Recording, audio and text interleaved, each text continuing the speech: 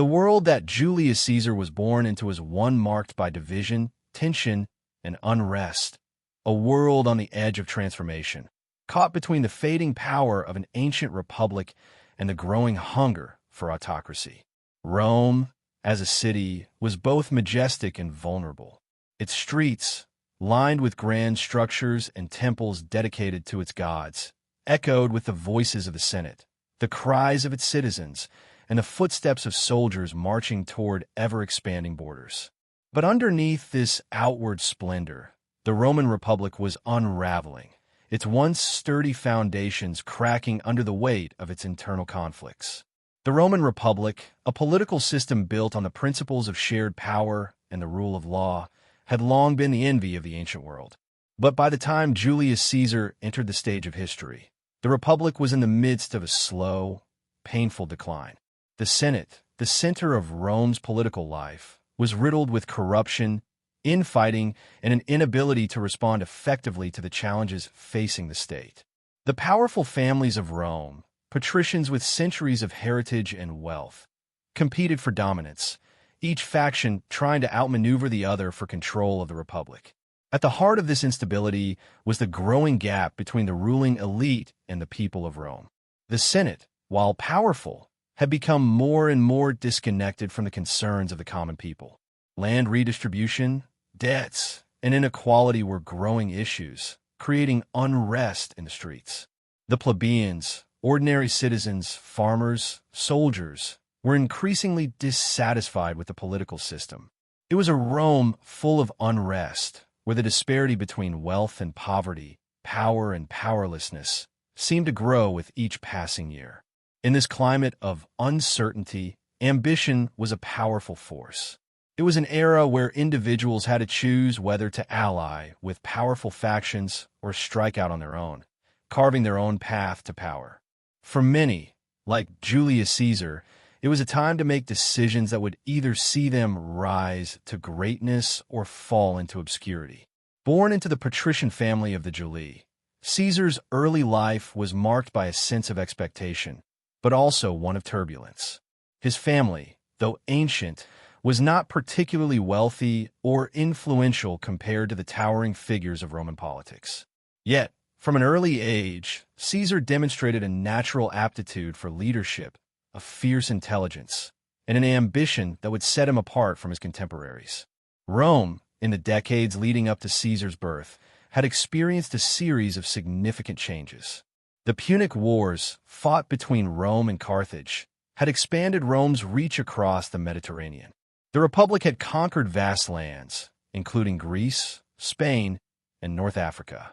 Rome's army, once a small force defending the city, had grown into one of the most formidable military machines the world had ever seen.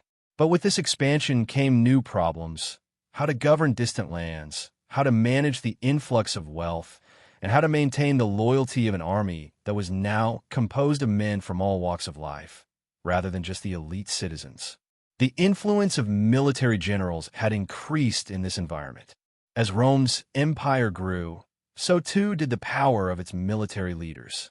The armies that once served the Senate now often answered only to the generals who led them.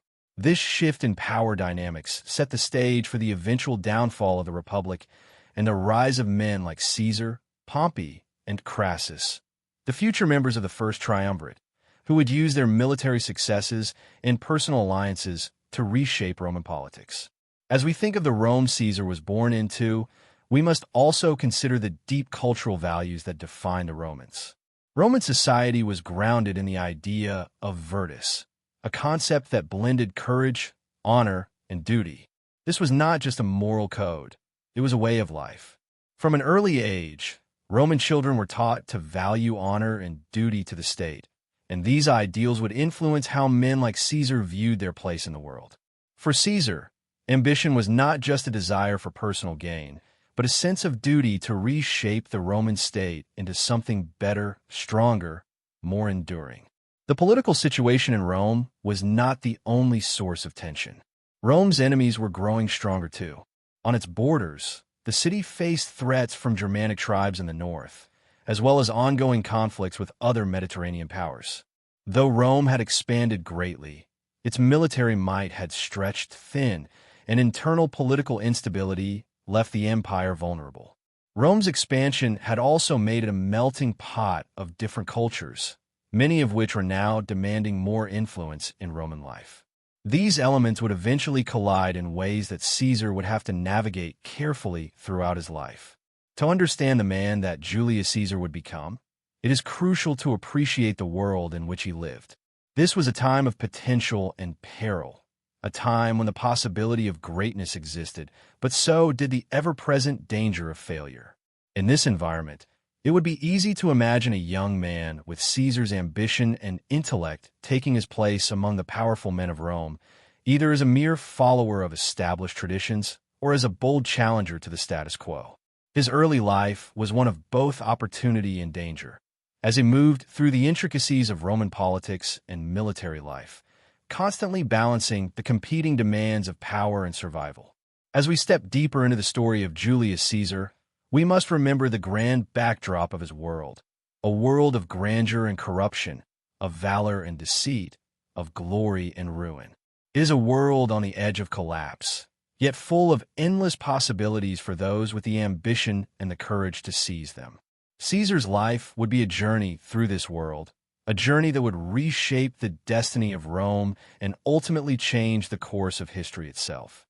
In the quiet corners of ancient Rome, while grand discussions were held in the Senate or in the military barracks, one could almost imagine a calm morning as Julius Caesar looked upon the Tiber River, contemplating his future. Rome, for all its chaos, had a strange sense of serenity in its daily life, one that offered both stability and the promise of endless change. It was in this quiet tension, this blend of calm and crisis, that the story of Caesar begins. And as we drift deeper into the life of this remarkable man, we will explore how the same world that nurtured his rise would also bring him face to face with his destiny. Julius Caesar's story begins long before he crossed the Rubicon or famously declared himself dictator.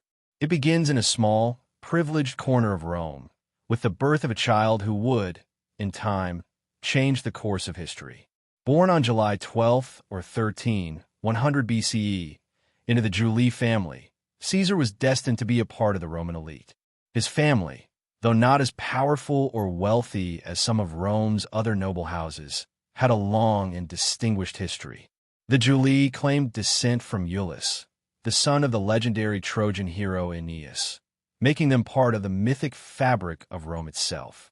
However, despite their storied lineage, the Julius were not at the top of Rome's social ladder. They were part of the old patrician class, but in terms of wealth and political influence, they were not the most dominant.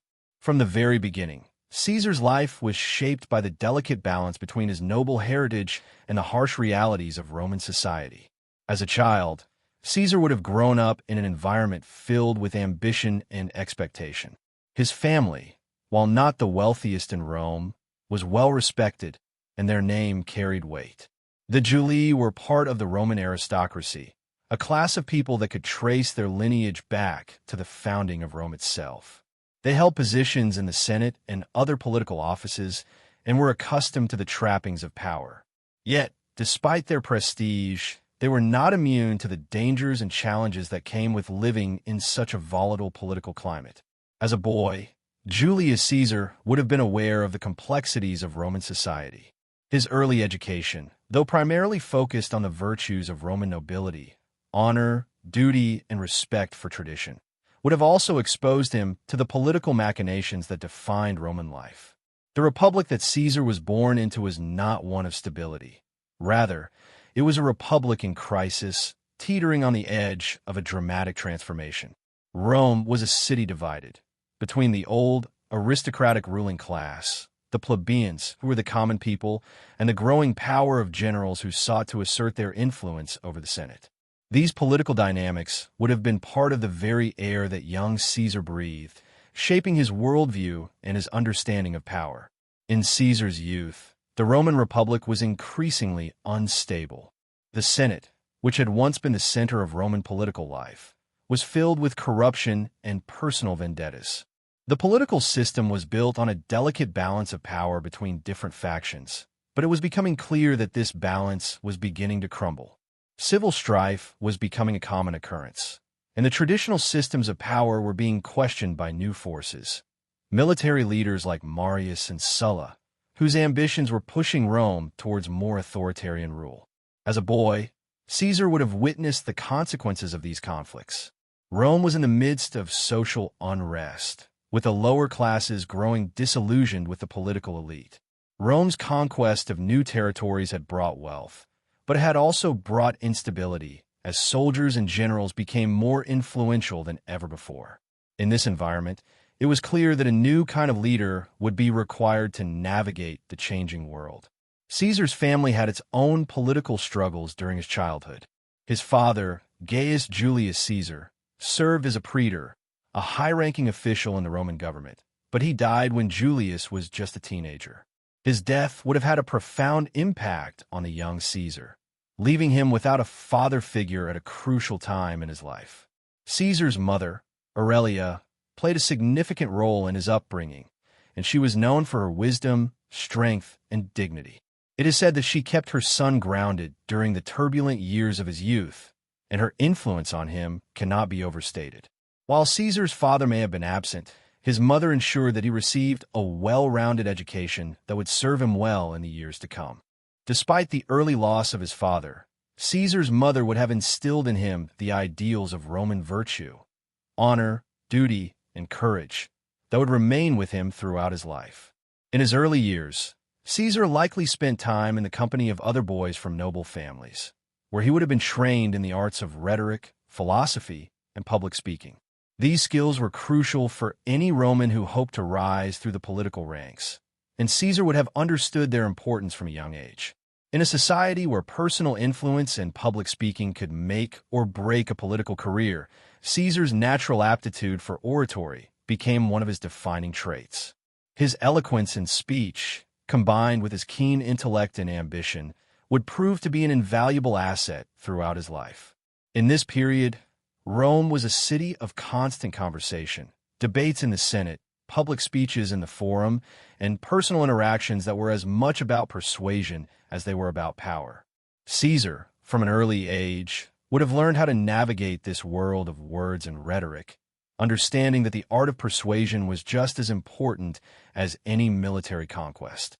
By the time he reached his late teens, Caesar found himself involved in the political and military intrigues of Rome.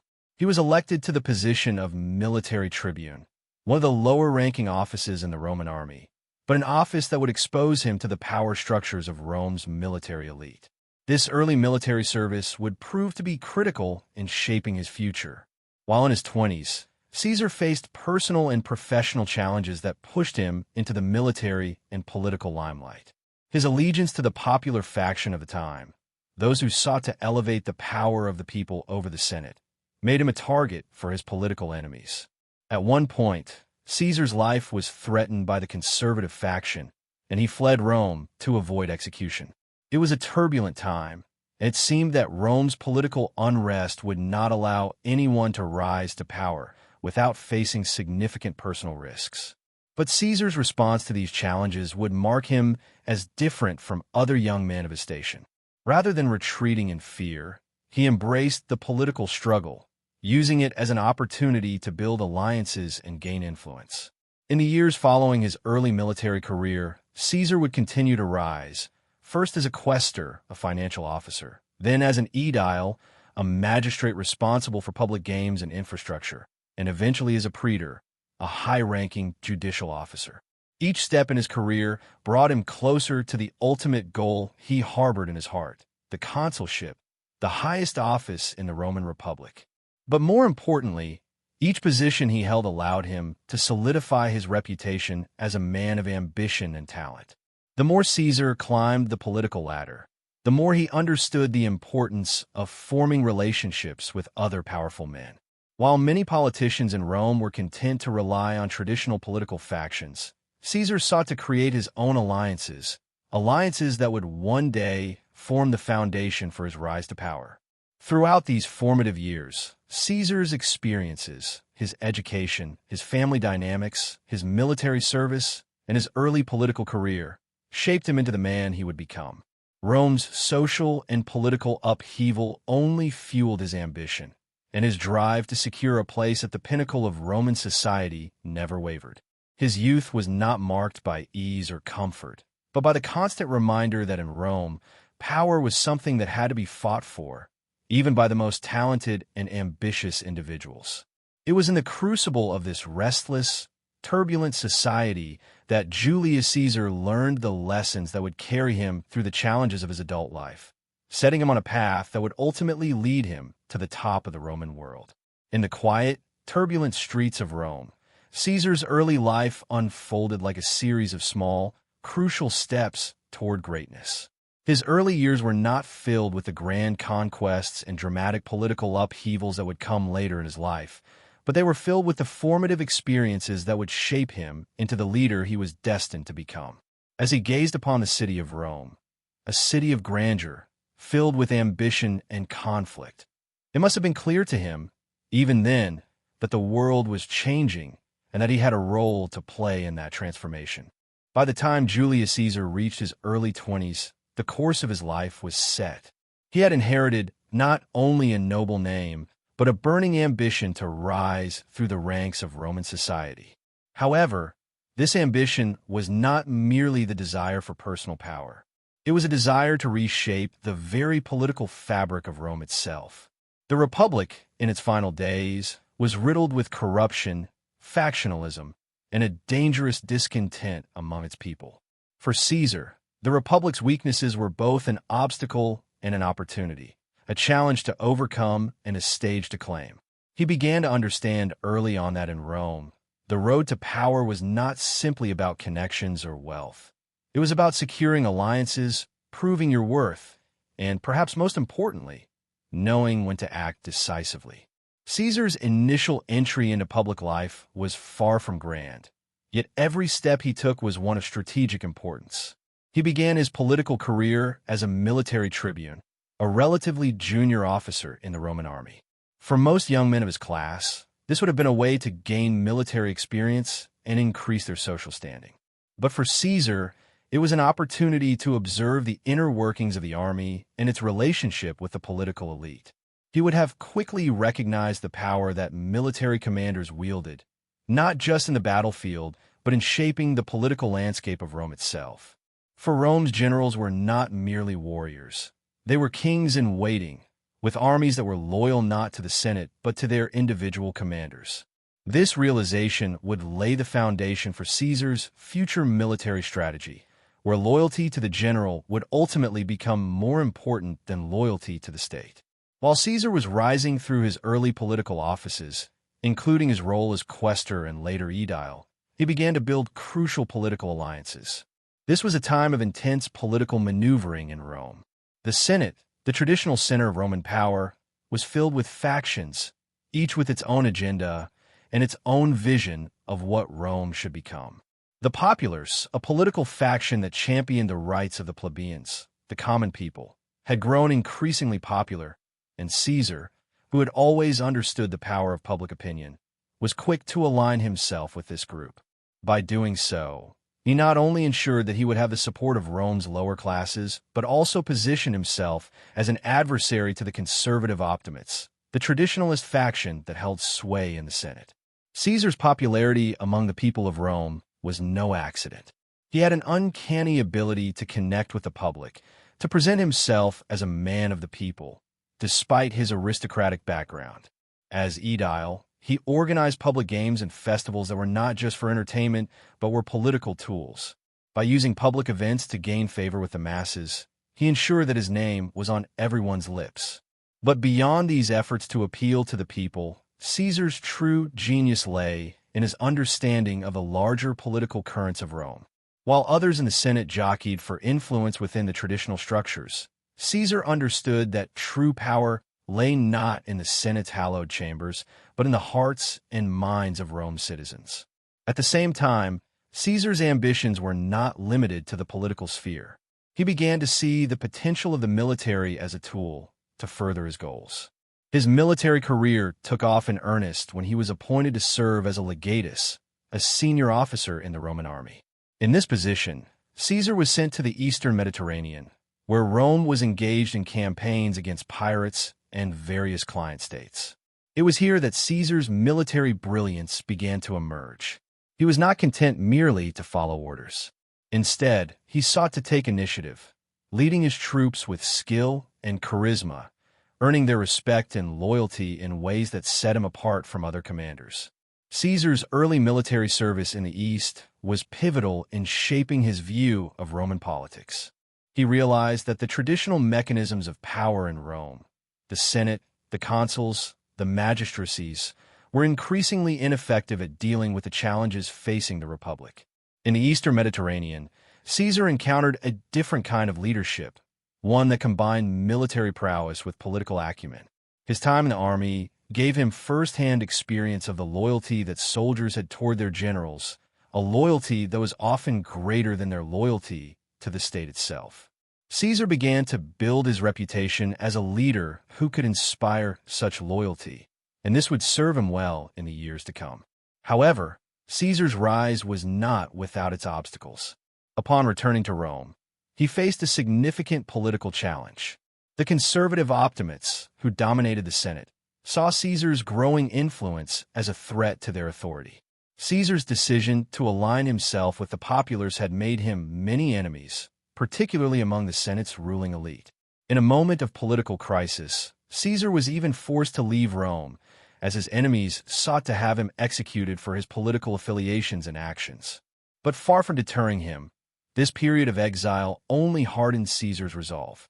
He returned to Rome with renewed determination, his eyes firmly set on the consulship, the highest political office in the Republic. Caesar's road to the consulship was marked by political maneuvering, financial acumen, and strategic alliances. His ability to forge connections was unparalleled. While many senators were content to rely on their traditional power bases, Caesar understood the importance of building a network of supporters who could help him achieve his goals.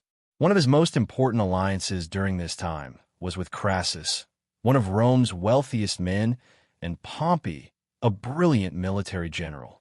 Together, they formed the First Triumvirate, an informal coalition that would allow them to control the political machinery of Rome. The formation of this triumvirate was a masterstroke of political strategy, and it marked a new phase in Caesar's rise to power. As consul in 59 BCE, Caesar demonstrated his political brilliance by using his position to push through a series of reforms that aligned with his populist agenda. He championed land redistribution, the extension of Roman citizenship to more people in the provinces, and the strengthening of the Roman military. These reforms not only increased his popularity among the common people, but also served to undermine the power of the Senate, which viewed his actions with increasing hostility. Caesar's tenure as consul, while short, was marked by a relentless drive to reshape Rome's political and social landscape, using every tool at his disposal to consolidate his power. Yet, even as Caesar was rising to prominence, the Roman world around him was changing. The Senate was becoming more hostile, and the traditional political structures were no longer sufficient to maintain order. The Republic was in crisis, and the struggle for power was no longer just a political contest. It had become a matter of survival.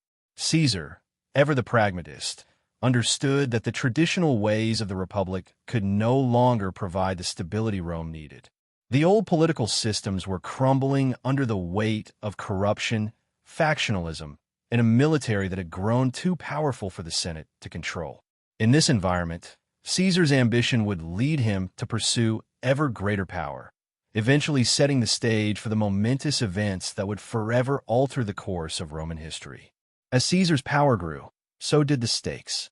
He was no longer just a politician maneuvering within the Senate. He was becoming a force in his own right, capable of bending the Roman political system to his will. His ability to connect with the people, his genius in military strategy, and his skill at forging powerful alliances made him a formidable figure in Roman politics. But Caesar's ambition, as we will soon see, would not be content with mere political influence. As he ascended through the ranks of power, it became clear that he was preparing to reshape the very nature of Roman government itself, and in doing so, to leave an indelible mark on the history of the world. By the time Julius Caesar reached his early 30s, he had already gained a reputation for his sharp political mind and his ambition. But it was his military prowess that would ultimately secure his legacy and elevate him to a level of power that few in Rome could ever have imagined.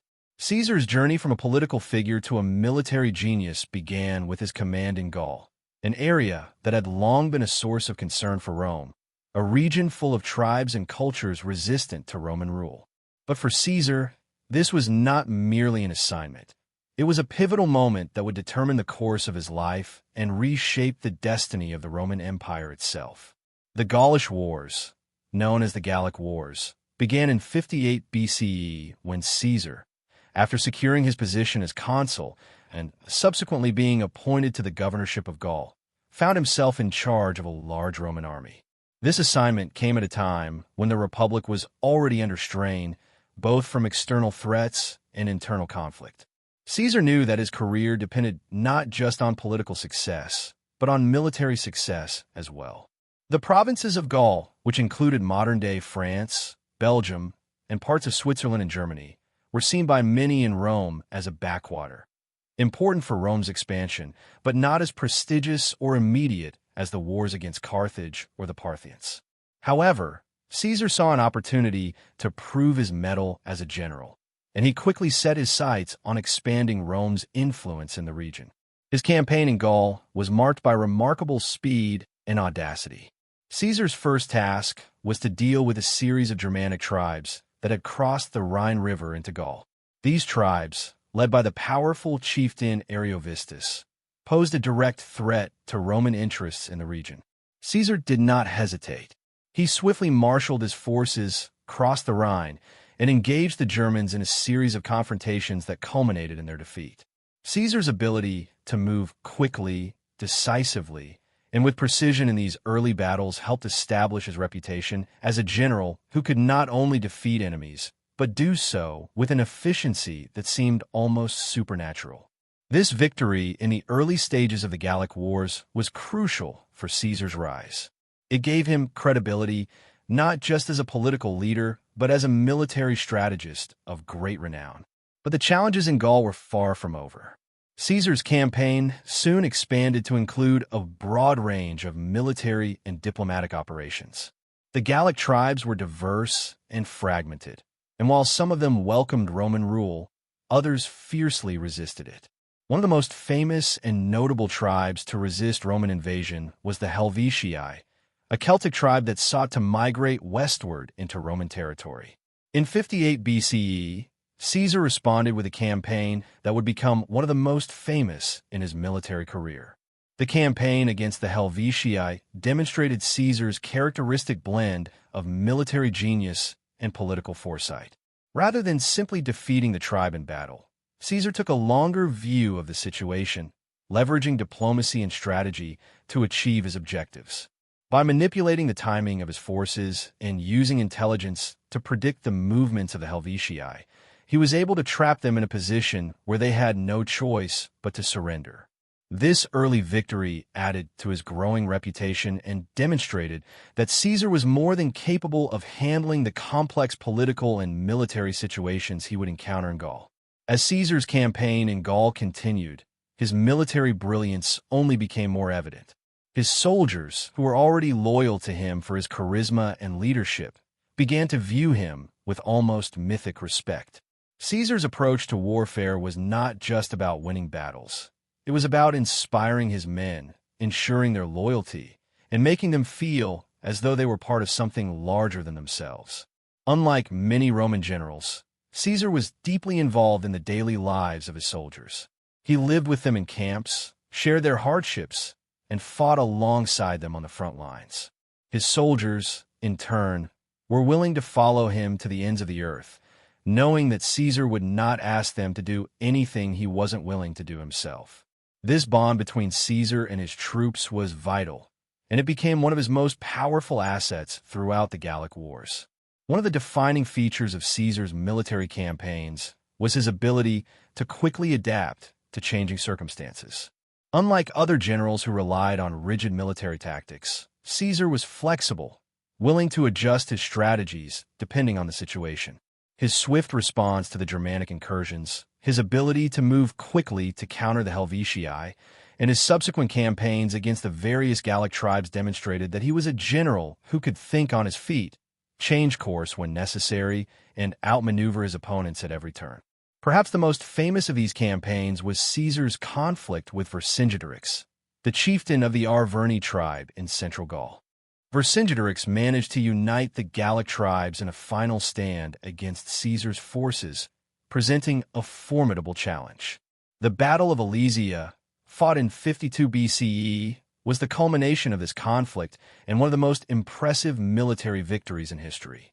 Vercingetorix, who had employed a strategy of scorched earth, burning villages and crops to deny Caesar's army supplies, had effectively isolated Caesar's forces in the city of Alesia, a fortified stronghold. Caesar, however, displayed his exceptional strategic mind by building a series of elaborate fortifications around the city, both to prevent any reinforcements from reaching Vercingetorix and to keep the besieged army inside. The result was a stunning victory for Caesar, who, despite being surrounded on all sides by hostile forces, managed to force Vercingetorix to surrender. The victory at Alesia was a testament to Caesar's military brilliance, and it effectively marked the end of organized resistance in Gaul. By the end of the Gallic Wars in 51 BCE, Caesar had not only subjugated the entire region, but had also amassed a fortune in loot, gained the loyalty of thousands of soldiers, and established himself as the most powerful man in Rome. His campaigns in Gaul were more than just military victories. They were opportunities for Caesar to solidify his position in Rome's political life. The wealth and influence he gained through his campaigns gave him the means to pursue his political ambitions and to challenge the established order of the Roman Republic. But the victories in Gaul had a cost.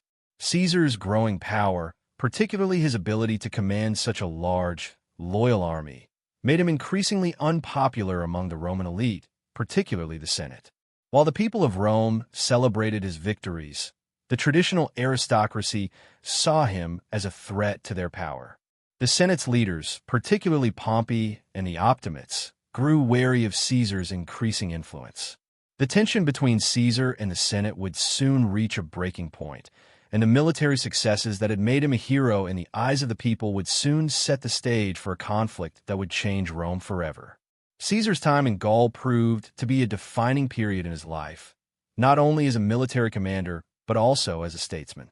His ability to lead men, his tactical genius, and his political savvy allowed him to achieve what no other Roman general had ever done, unifying a vast and diverse region under Roman rule, while building an army that was fiercely loyal to him personally. His military victories, combined with his political acumen, set the stage for his eventual rise to supreme power. The success of his Gallic campaigns proved to be the foundation upon which his future would be built, and it solidified his reputation as one of the greatest military minds in history. As he returned to Rome, Caesar would carry with him not only the spoils of war, but the loyalty of his soldiers and the adulation of the people, a combination that would prove to be more powerful than anything the Senate could wield. His military brilliance in Gaul had made him a force to be reckoned with, and it was clear that his ambitions, far from being limited to foreign conquests, would soon extend to Rome itself. After nearly a decade of campaigns in Gaul, Julius Caesar returned to Rome in 49 BCE, a conquering hero.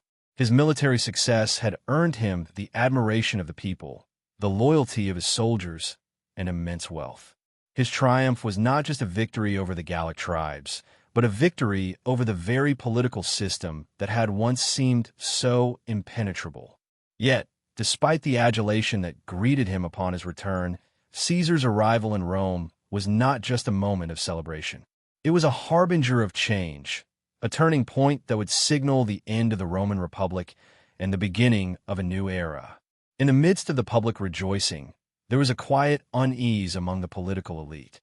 Caesar's return was not simply the return of a hero. It was the return of a man who had, through his military conquests, amassed unprecedented power and influence. As Caesar entered Rome, the streets were filled with cheering crowds, eager to see the man who had brought Rome to new heights of glory. The city was alive with celebration. For the people of Rome, Caesar was not just a general. He was a symbol of Roman strength, a leader who had expanded the empire and brought wealth and security. His triumph was the culmination of years of military campaigns, and the streets were adorned with the spoils of war, gold, silver, and treasures plundered from the defeated Gallic tribes. The Senate, at least publicly, joined in the festivities, acknowledging Caesar's accomplishments and celebrating his return. For the common people, Caesar's victory was a cause for rejoicing, a testament to the greatness of Rome.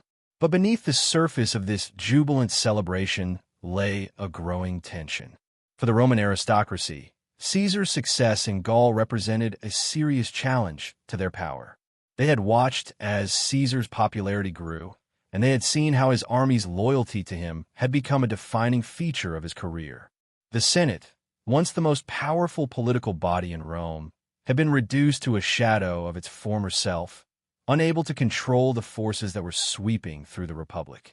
While Caesar had been in Gaul, political rivals, including Pompey, had maneuvered to consolidate their own power, but none had the political clout to match Caesar's military genius and his connection with the people. Caesar's return to Rome in 49 BCE came at a time when tensions between him and the Senate were reaching a boiling point. The Senate, led by Pompey and the conservative faction of the Optimates, had grown increasingly wary of Caesar's growing power. In the years following Caesar's conquest of Gaul, Pompey had sought to consolidate his own influence in Rome, and the two men, once allies, had become rivals.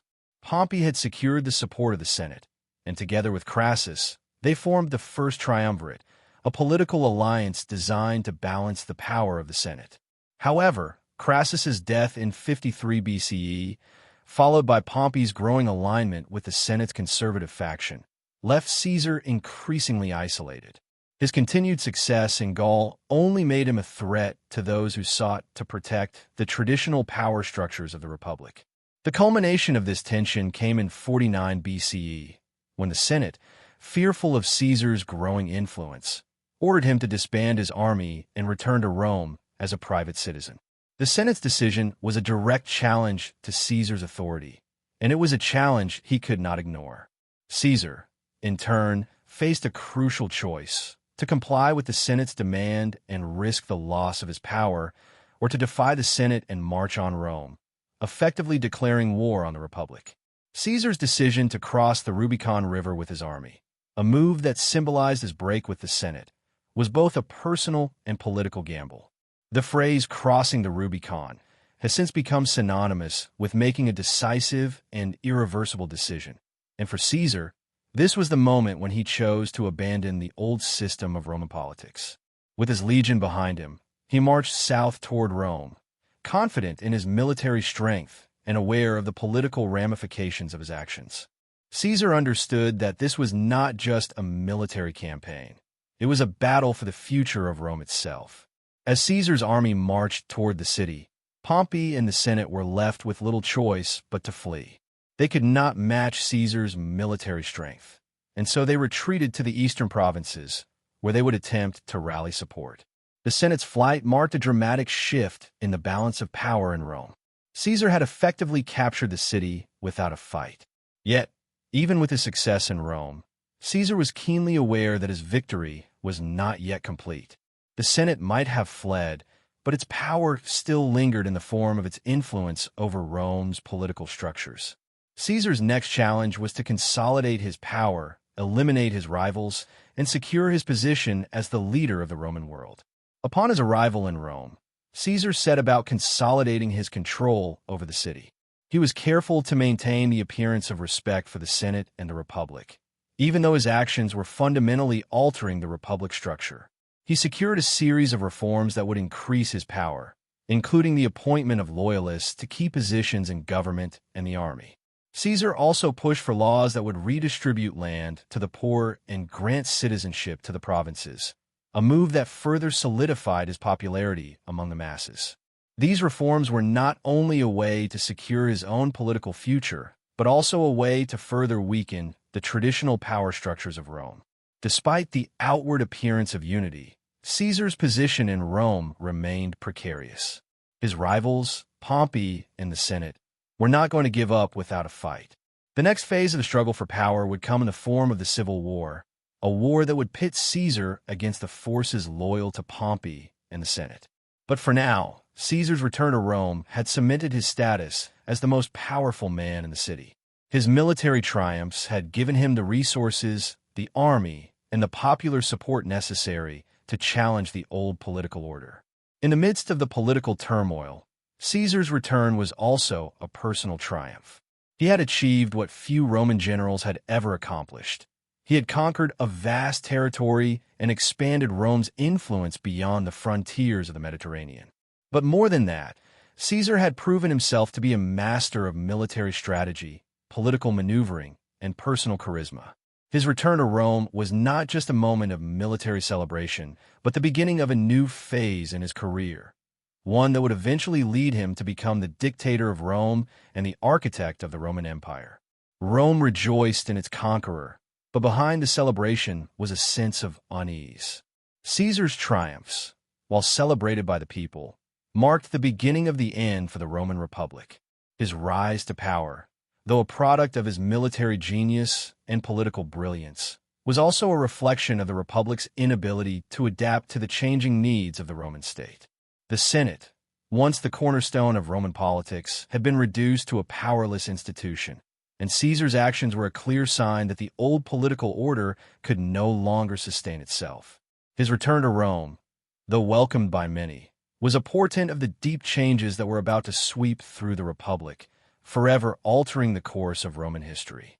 As Caesar took control of the city and solidified his position as the most powerful man in Rome, the question remained, what would happen next?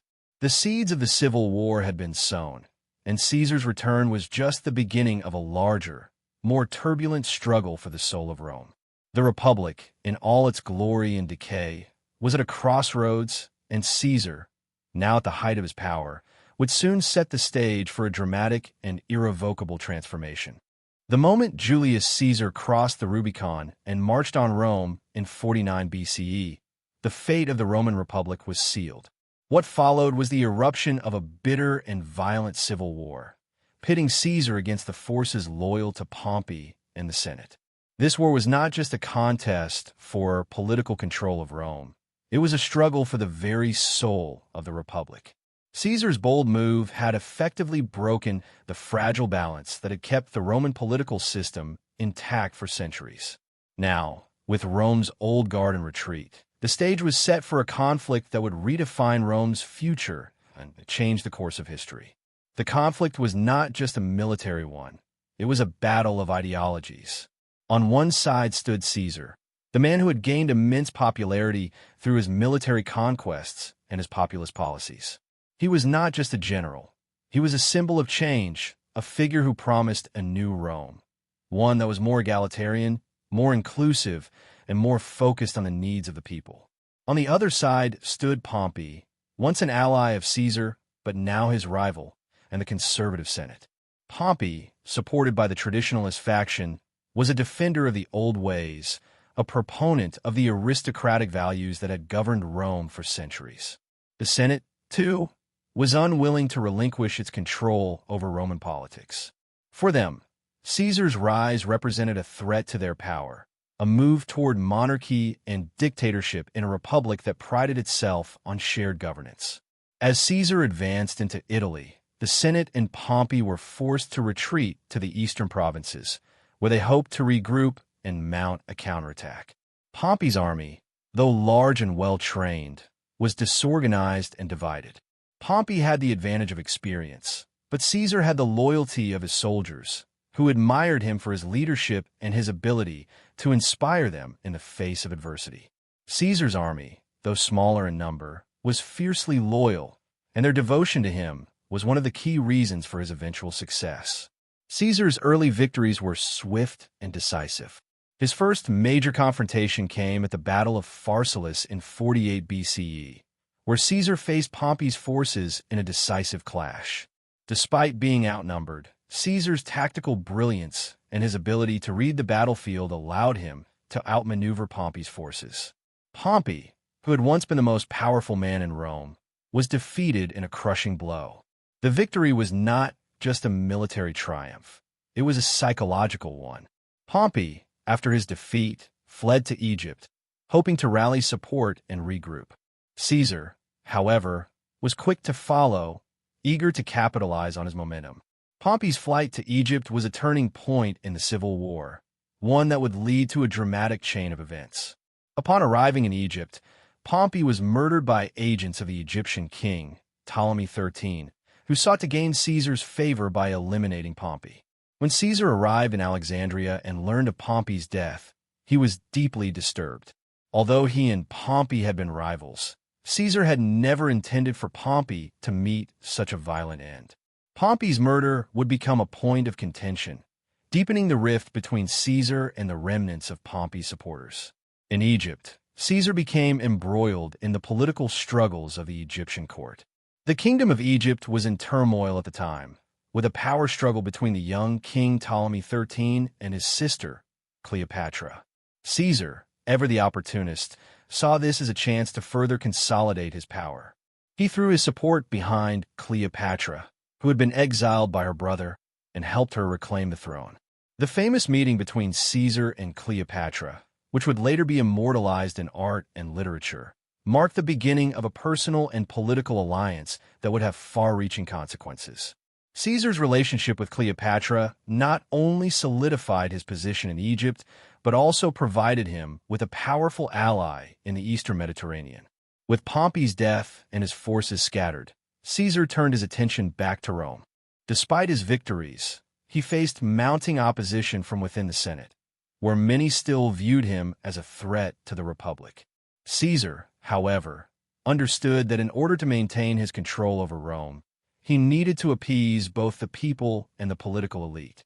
He returned to Rome and, in the years that followed, enacted a series of reforms aimed at consolidating his power and ensuring that his rule was both stable and accepted. Among these reforms were measures to alleviate debt, redistribute land, and expand citizenship to Roman allies in the provinces, all moves that increased his popularity among the common people and the military. However, not all were willing to accept Caesar's growing influence. Many within the Senate, particularly those who had been loyal to Pompey, were still determined to restore the old order. These senators viewed Caesar's actions as a direct threat to the Republic, and they feared that his rise to power would lead to the end of the Republic and the establishment of a monarchy. This faction, led by men like Brutus and Cassius, began to conspire against Caesar, plotting his assassination as the only way to save the Republic from what they saw as Caesar's dictatorship. As the civil war raged on, Caesar continued to push forward with his agenda. He reformed the calendar, creating the Julian calendar, which would serve as the basis for the modern calendar we use today. He also enacted policies that restructured the Roman government and ensured that power remained firmly in his hands. By 46 BCE, Caesar had become the undisputed master of Rome, having defeated all of his major rivals and eliminated any meaningful opposition. He was appointed dictator for 10 years, and in 44 BCE, he was declared dictator perpetuo, or dictator for life. Caesar's rise to absolute power, however, was not without its challenges. Despite his many accomplishments and reforms, his rule was met with growing resistance from those who believed in the ideals of the Republic. These senators, particularly those who had been part of the Senate's traditionalist factions, feared that Caesar's increasing power would mark the end of Rome's democratic institutions. They saw Caesar not as a liberator, but as a tyrant, and their opposition to him grew stronger as his influence expanded. The Senate's opposition reached its peak in 44 BCE, when a group of senators, led by Brutus and Cassius, decided that Caesar's assassination was the only way to preserve the Republic. On the Ides of March, Caesar was assassinated in the Senate House, struck down by the very men he had once trusted. His death, however, did not bring about the restoration of the Republic. Instead, it set off another series of civil wars, as various factions vied for control of Rome. Despite Caesar's death, his influence continued to be felt throughout the Roman world. His adopted heir, Octavian, later known as Augustus, would eventually emerge as the victor in the power struggles that followed. The end of the Civil War would lead to the establishment of the Roman Empire, with Augustus as its first emperor.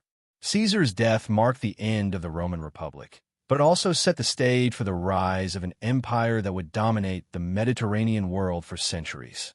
The Civil War, in all its brutality, was a defining moment in Roman history.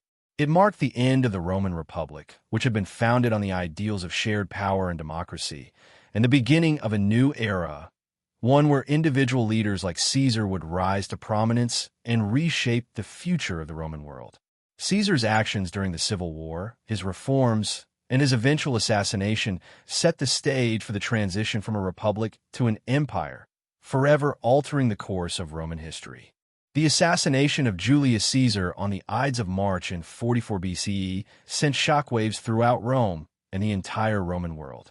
For some, his death marked the restoration of the Republic, a return to the ideals of shared governance and the rejection of tyranny. Yet for others, particularly those who had supported Caesar, his murder was an act of treachery that would ultimately plunge Rome into further chaos. In the aftermath of his assassination, the very political structures Caesar had worked so hard to dismantle or reshape began to fracture further, setting the stage for the rise of an empire. Caesar's legacy, however, is not simply defined by the circumstances of his death, but by the profound impact he had on Roman society, its politics, and its future. Caesar's reign had fundamentally altered the course of Roman history. His military campaigns, particularly in Gaul, had expanded Rome's borders, enriching the Republic and solidifying its power across the Mediterranean. But his influence was not confined to his military conquests. As dictator, Caesar pushed through reforms that reshaped the Roman government, society, and economy. His policies, such as land redistribution, debt relief, and the expansion of Roman citizenship, were designed to alleviate the burdens of Rome's lower classes, and they garnered him immense popularity among the common people. Caesar's ambition was not just to conquer, but to transform the very fabric of Roman society into something more inclusive and powerful. Despite his reforms and military successes, Caesar's rise to power alienated many of Rome's elite. For years, he had been in conflict with the Senate, and his final accumulation of power, culminating in his appointment as dictator for life, was seen by many as a direct threat to the Republic's democratic foundations. Caesar's political opponents, most notably the senators who conspired against him, saw in his rule the dawning of monarchy, a shift away from the Republican ideals that had defined Rome for centuries. His assassination, orchestrated by a group of senators led by Brutus and Cassius, was intended to restore the Republic and eliminate what they saw as a tyrant. But the aftermath of Caesar's death did not restore the Republic. It accelerated its collapse, paving the way for a new political order that would give rise to the Roman Empire. In the immediate aftermath of Caesar's assassination, Rome descended into a political vacuum. While the conspirators hoped to restore the balance of power to the Senate, they quickly found themselves facing the wrath of Caesar's supporters. Caesar's assassination created a rift in Roman society, with factions emerging from both sides of the political spectrum.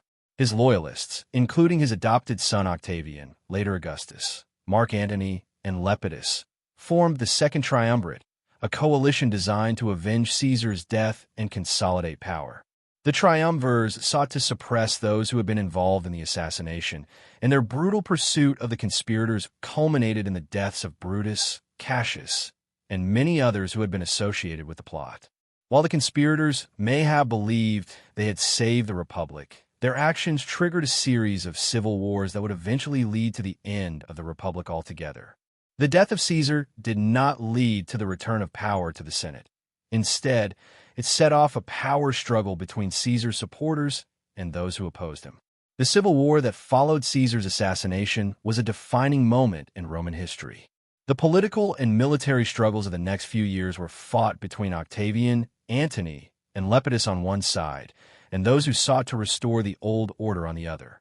This conflict ultimately led to the rise of Octavian as the uncontested ruler of Rome and the establishment of the Roman Empire.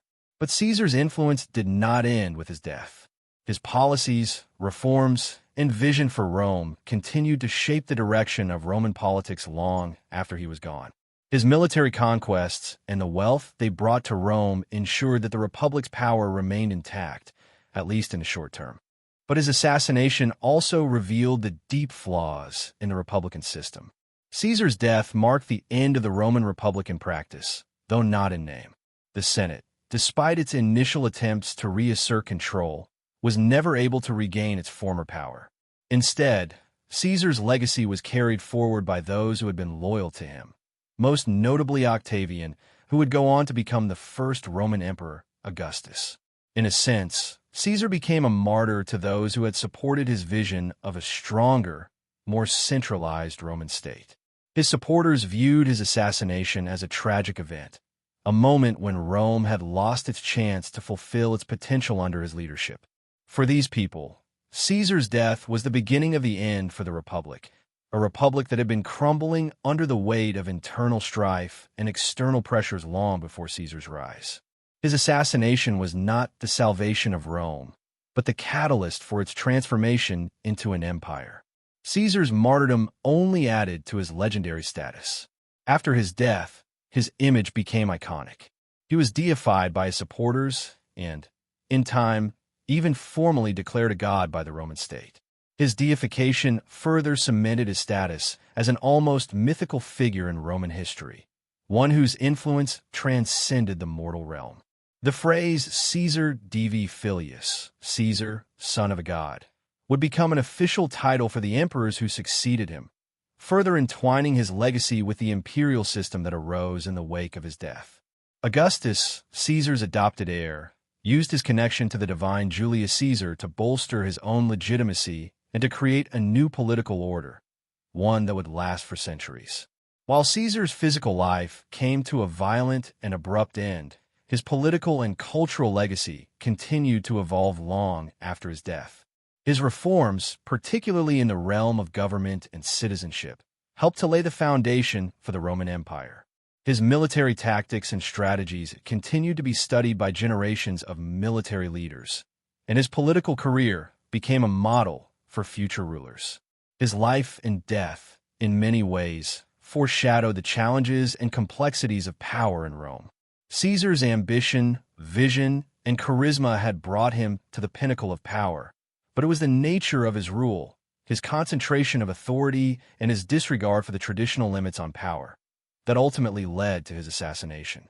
In the end, Caesar's life and death revealed both the potential and the dangers of absolute power. Caesar's legacy, however, is not solely defined by his assassination or the political upheaval that followed. His contributions to Roman law, governance, and military strategy had a lasting impact on Rome and the wider world. The Julian calendar, which he reformed, remained in use for over 1,600 years and continues to influence the modern calendar. His efforts to integrate conquered peoples into the Roman system through expanded citizenship created a more inclusive empire, one that would eventually stretch across much of Europe, the Middle East, and North Africa. Caesar's campaigns in Gaul, Egypt, and elsewhere also helped to solidify Rome's position as the preeminent power in the Mediterranean, a position it would maintain for centuries.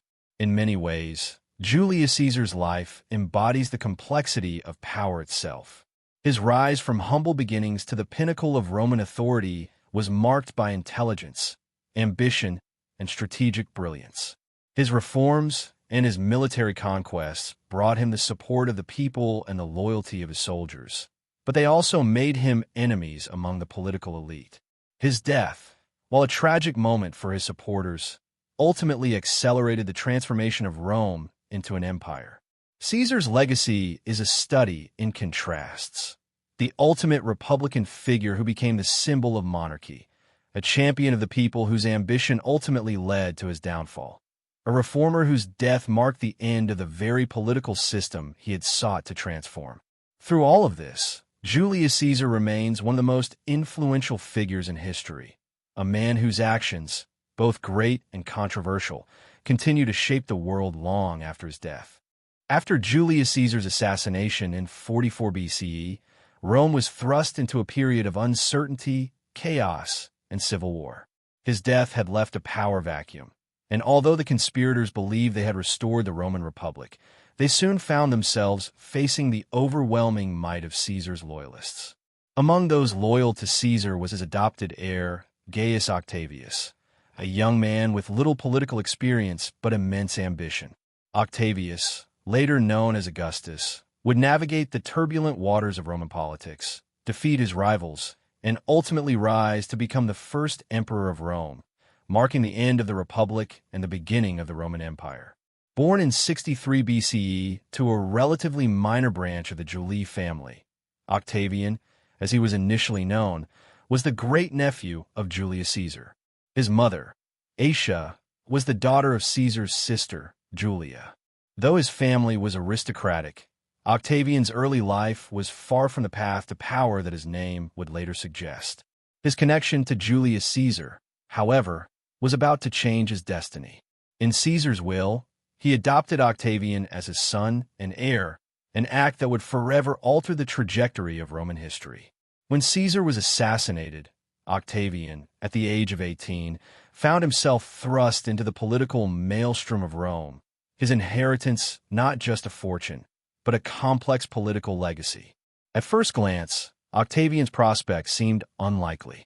He was young, inexperienced, and had few supporters among the powerful factions in Rome.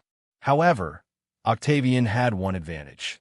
He was Caesar's adopted son, and as such, he was able to claim a personal connection to one of the most revered figures in Roman history. This connection gave him a degree of legitimacy that his rivals lacked. His first move was to return to Rome and claim his inheritance, which included not just wealth, but Caesar's personal political network, which was invaluable in the power struggle that ensued after Caesar's death. In the wake of Caesar's assassination, Rome was divided into factions.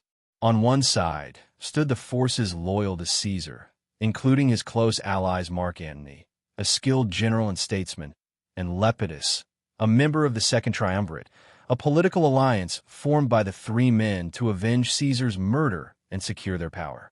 On the other side were the forces that had conspired against Caesar, most notably Brutus and Cassius, who, despite their victories in the initial phases of the Civil War, lacked the military strength to win the conflict decisively. Octavian, despite being young and inexperienced, saw an opportunity to assert his power. He aligned himself with Antony and Lepidus, forming a political alliance that would become the Second Triumvirate in 43 BCE. The formation of the Second Triumvirate was a turning point in Octavian's rise. The triumvirs quickly turned their attention to eliminating Caesar's assassins. In a series of proscriptions, many of those who had been involved in Caesar's death were hunted down and killed. Brutus and Cassius, the two leading conspirators, eventually met their end at the Battle of Philippi in 42 BCE, where their forces were decisively defeated by the armies of the triumvirs. With the conspirators vanquished, Octavian, Antony, and Lepidus divided the Roman world among themselves, with Octavian taking control of the West, Antony the East, and Lepidus the African territories. However, the alliance between the triumvirs was fragile, and it was only a matter of time before tensions began to surface. The first cracks appeared between Octavian and Antony, who, despite being one of Caesar's most trusted allies, had begun to forge his own power base in the East. Antony's relationship with Cleopatra, the Queen of Egypt, also fueled the growing rift between him and Octavian. While Antony spent more time in the East, aligning himself with Cleopatra, Octavian remained in Rome, building his own power base. The contrast between their approaches, Antony's romantic and political alliance with the Egyptian queen and Octavian's more pragmatic, Roman-centered approach, served to further polarize their supporters. The final break between Octavian and Antony came in 32 BCE, when Octavian accused Antony of trying to set himself up as a king in the East, a charge that resonated with the Roman populace, who feared the return of monarchy. The Senate, influenced by Octavian's rhetoric and political maneuvering, declared war on Cleopatra and Antony. The ensuing conflict culminated in the Battle of Actium in 31 BCE, a naval confrontation that would decide the future of Rome. Octavian's forces, led by Agrippa, decisively defeated Antony and Cleopatra's fleet. The defeat marked the end of Antony's power, and both he and Cleopatra committed suicide in the aftermath, leaving Octavian as the undisputed ruler of Rome. With his victory at Actium, Octavian stood alone at the top of Roman politics. The Republic, in its traditional sense, was dead. The Senate, although it retained some formal power, was now under the control of Octavian, who had emerged as Rome's first true ruler. In 27 BCE, Octavian made a symbolic gesture to restore the appearance of the Republic. He offered to relinquish his extraordinary powers and return control of the government to the Senate and the people of Rome. In return, the Senate granted him the title Augustus, meaning the revered one, and conferred upon him the powers of a monarch, though officially he remained a republican magistrate. This act marked the beginning of the Roman Empire and the end of the Roman Republic. Augustus's reign was marked by a series of reforms and policies designed to consolidate his power and stabilize the empire. He reformed the Roman military, established a standing army, and secured the borders of the empire, ensuring its protection from external threats. Augustus also enacted social and moral legislation, aimed at restoring traditional Roman values, and he oversaw an extensive building program that transformed the city of Rome. His reign, often referred to as the Pax Romana, was a period of relative peace and stability that lasted for over 2 centuries. As the first emperor of Rome, Augustus was careful to maintain the facade of republican institutions. He presented himself as a restorer of the republic, not a usurper, and his ability to manipulate public perception was key to his success. Augustus skillfully balanced power between himself and the Senate, ensuring that the traditional bodies of Roman governance remained intact while exercising supreme control over military and political decisions. This strategy allowed him to secure his position while preventing any serious challenges to his authority. Augustus's political acumen and ability to navigate the complexities of Roman politics helped him create a system of government that would endure for centuries. Under his rule, Rome became a unified empire, its borders expanded, and its institutions strengthened. The reforms Augustus implemented laid the foundation for the imperial system that would dominate the Mediterranean world for the next several centuries. His reign also saw the consolidation of the emperor's power, with subsequent emperors adopting the model of Augustus's rule. But Augustus's legacy was not just political. He was also responsible for transforming the cultural and artistic landscape of Rome. The golden age of Roman literature, which saw the works of Virgil, Horace, Ovid, and others, flourished during his reign. Augustus understood the importance of cultural patronage in legitimizing his rule, and he used the arts to promote the values of Roman virtue and imperial grandeur. The literature and art of the Augustan period continue to shape our understanding of Roman civilization today. Augustus died in 14 CE, having ruled for over 4 decades. His death marked the end of an era, but his legacy lived on. He had transformed Rome from a republic teetering on the brink of collapse into a mighty empire that would last for centuries. His reign had brought stability, prosperity, and military success, and it set the stage for the development of imperial Rome. Augustus's careful manipulation of power, his vision for Rome, and his ability to maintain control while preserving the illusion of republican governance made him one of the most successful leaders in history. The rise of Augustus, from the young heir of Julius Caesar to the first emperor of Rome, was one of the most remarkable political transformations in history. Through strategic alliances, military victories, and careful political maneuvering, he overcame his rivals and became the central figure in Roman politics. Augustus's ability to adapt to the ever-changing political landscape of Rome allowed him to secure his power and establish a system of governance that would endure for centuries. His reign marked the end of the Roman Republic and the birth of the Roman Empire, ensuring that his legacy would shape the course of history for generations to come. The reign of Augustus, though marking the end of the Roman Republic, heralded the beginning of a new and prosperous era known as the Pax Romana, the Roman peace. Spanning from 27 BCE to 180 CE, this period was one of relative peace and stability for the Roman Empire. During these centuries, the empire reached its greatest territorial extent, and its political, economic, and cultural systems flourished in a way that would profoundly influence the course of history. The Pax Romana was not simply a time of political stability. It was a transformative age that saw Rome undergo immense changes, both in governance and in daily life, leaving a lasting legacy that continues to shape the world to this day. The stability of the Pax Romana was first established under Augustus, who, having secured his own power, set about creating a system of government that balanced central authority with the appearance of traditional Roman republican values.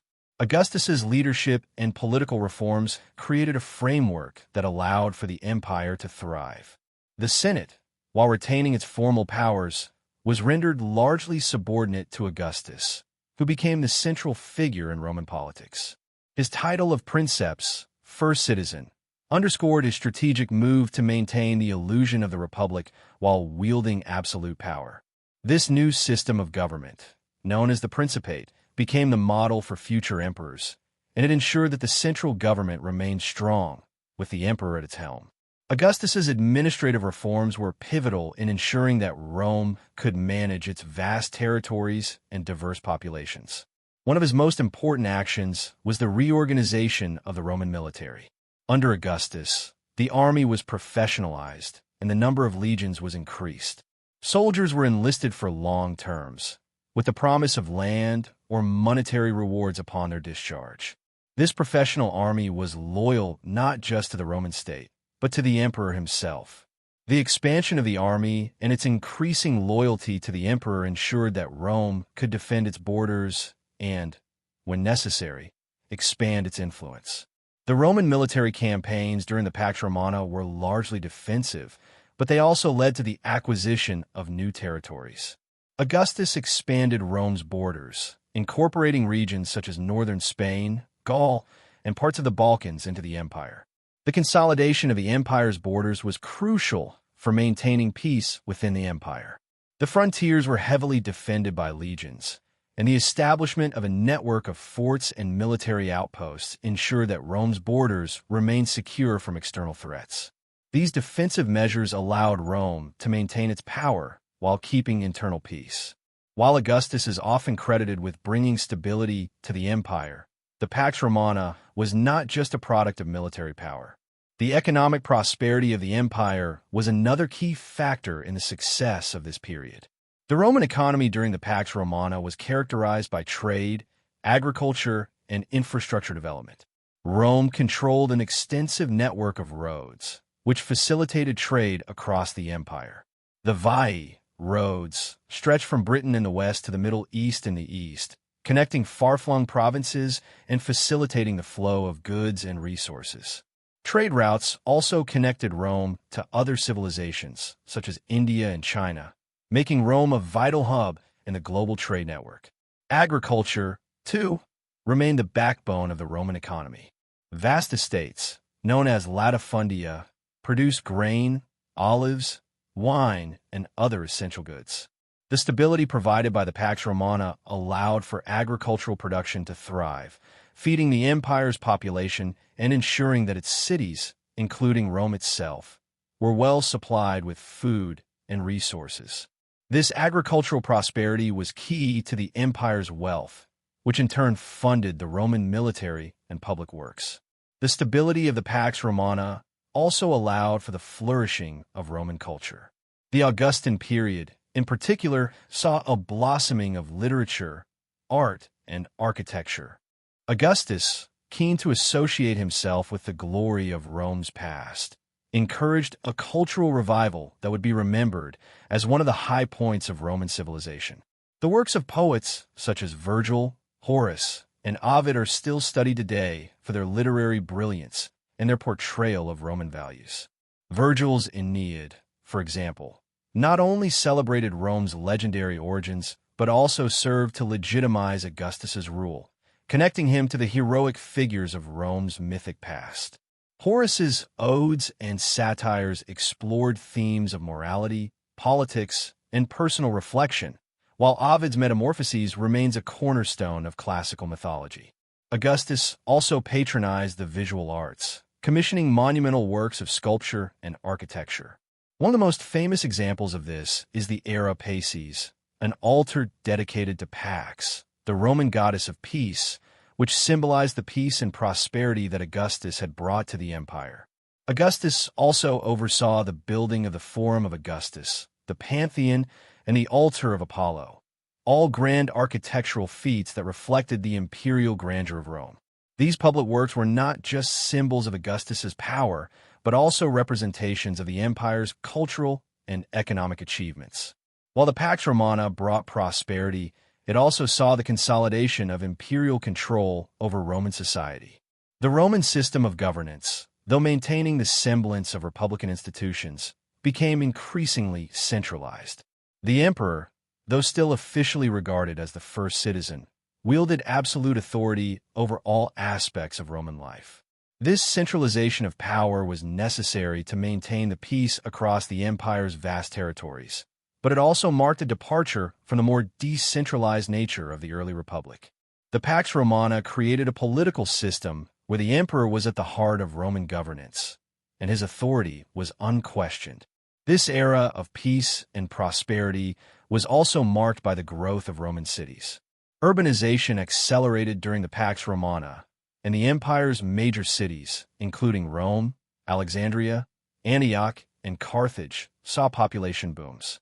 These cities became centers of commerce, culture, and administration. Rome itself, the heart of the empire, was transformed during the Pax Romana. The city's population swelled to over 1 million people, making it one of the largest cities in the ancient world. The construction of aqueducts, roads, and other infrastructure projects allowed for the city to thrive and function efficiently, even with such a large population. The Pax Romana also marked a period of relative religious tolerance within the empire. While the Roman state religion remained dominant, many regions of the empire continued to practice their own local religions. This tolerance allowed for the integration of various religious practices and beliefs into the Roman world. Over time, the religious landscape of the empire became increasingly diverse, with the spread of mystery religions from the East, including Mithraism and the worship of Isis, alongside the rise of Christianity. However, the Pax Romana was not without its flaws. While the empire enjoyed a period of peace, it did so through military dominance and control. Roman society was hierarchical, and while the wealthy elite thrived, the lower classes and slaves faced harsh conditions. The Pax Romana was, in many ways, maintained through the exploitation of the empire's provinces and the labor of slaves. The empire's reliance on slavery was a significant part of its economy and military power, but it also created deep social divisions. Moreover, the stability of the Pax Romana was not uniform across the empire. While regions like Gaul, Spain, and parts of Africa enjoyed peace and prosperity, other parts of the empire faced periodic rebellions and unrest. The borders of the empire, though heavily fortified, were not always secure, and threats from Germanic tribes, the Parthians in the east, and other neighboring peoples were constant challenges. Despite these challenges, the Pax Romana was a defining era in Roman history. It allowed the empire to reach its greatest extent and to lay the foundation for the subsequent centuries of Roman dominance in the Mediterranean world. It was a period in which Roman culture, law, and infrastructure flourished, and it provided a model of governance that would influence future empires. The achievements of the Pax Romana would be remembered as a high point of Roman civilization, and it remains a symbol of stability and prosperity in the face of political and military challenges. The legacy of the Pax Romana is still felt today, as the Roman Empire's cultural, political, and architectural influence continues to shape the modern world. The Pax Romana, which had begun under Augustus, marked one of the most prosperous and stable periods in Roman history. However, by the late 2nd century CE, the stability that had defined the Pax Romana began to unravel. Internal divisions, economic stress, military overextension, and external invasions began to chip away at the foundations of the Roman Empire. These forces combined to disrupt the calm that had once characterized Roman rule, signaling the beginning of the empire's long and slow decline. While the Pax Romana had created an empire of unprecedented power and unity, it also sowed the seeds for its eventual fragmentation and decline. The first cracks in the Pax Romana appeared during the reign of Marcus Aurelius, whose death in 180 CE marked the beginning of a period of instability that would stretch for over a century. Marcus Aurelius was the last of the 5 good emperors, a series of rulers who had maintained the empire's prosperity and internal stability. His reign had been marked by military conflicts, particularly with Germanic tribes along the northern borders, but his leadership had nonetheless been seen as a model of virtue and wisdom. Upon his death, however, his son, Commodus, ascended to the throne, and his reign marked the beginning of a period of misrule, corruption, and instability. Commodus, unlike his predecessors, lacked the qualities of leadership that had characterized the earlier emperors. His reign was marked by decadence, extravagance, and an increasing disconnect from the realities of governing the vast Roman Empire. He was more interested in personal pleasure and entertainment, often engaging in gladiatorial combat in the arena. His indulgence in such spectacles alienated the Senate, the military, and the aristocracy, and it set the tone for a century of poor leadership.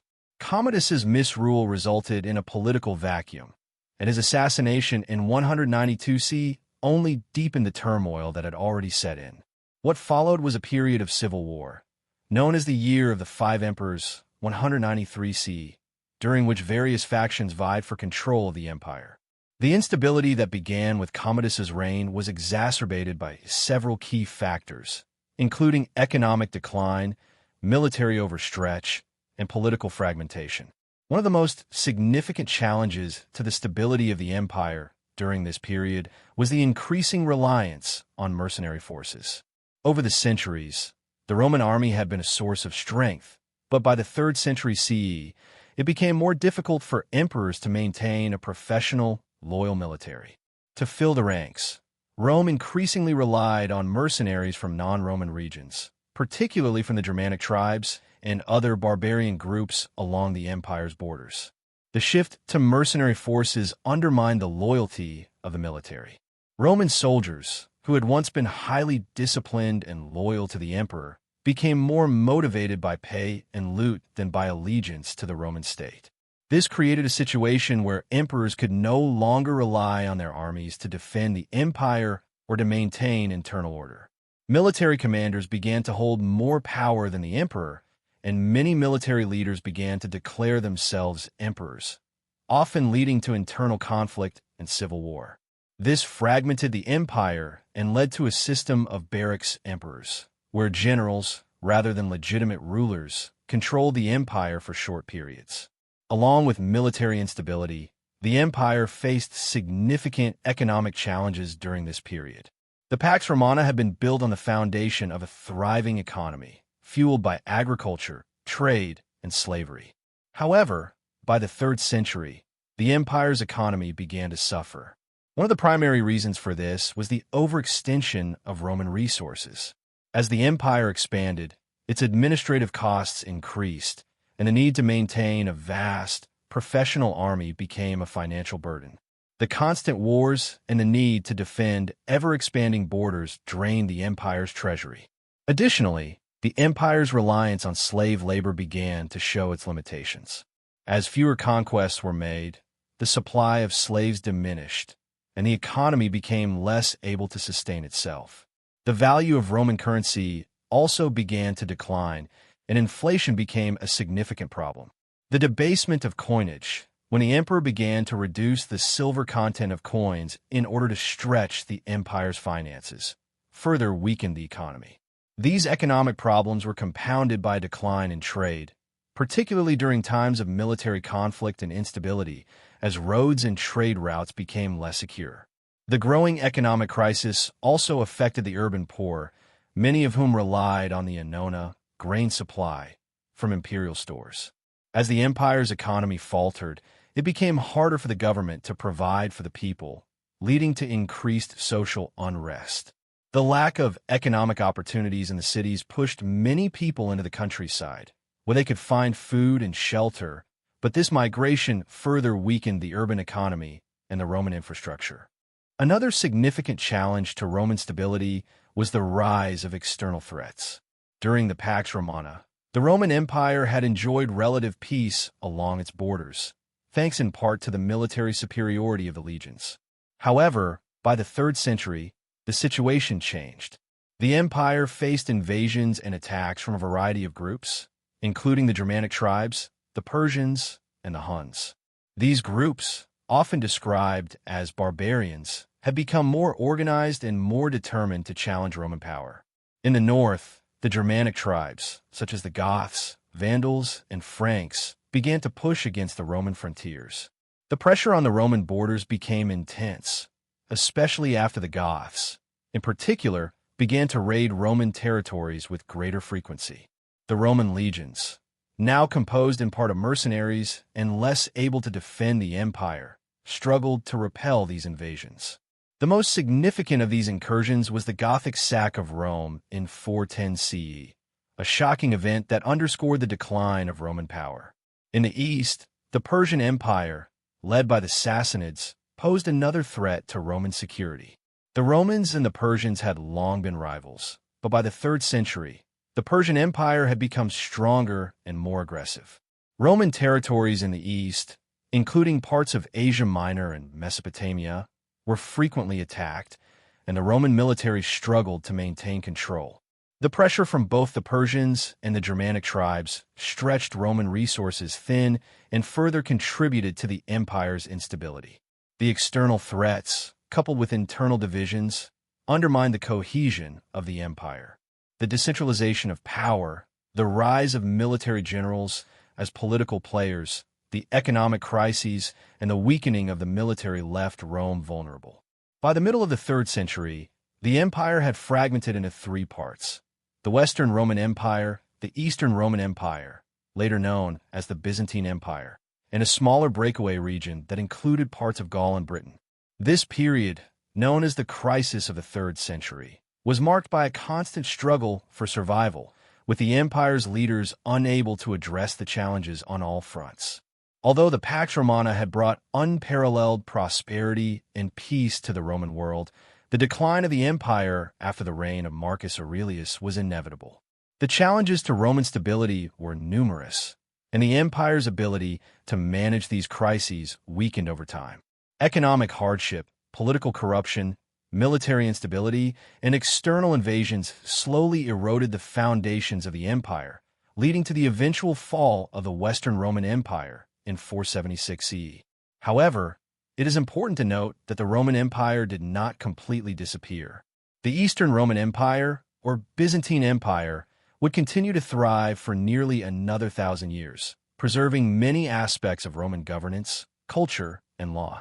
The fall of the Western Roman Empire, though a monumental event in world history, marked not the end of Roman influence, but the beginning of a new era in the history of Europe and the Mediterranean.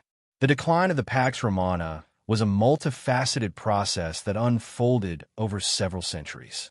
It was not the result of a single event, but rather a series of challenges, internal and external, that gradually weakened the empire. While the Pax Romana was a golden age for Rome, its decline serves as a reminder of the fragility of empires and the complex interplay of factors that can lead to their downfall.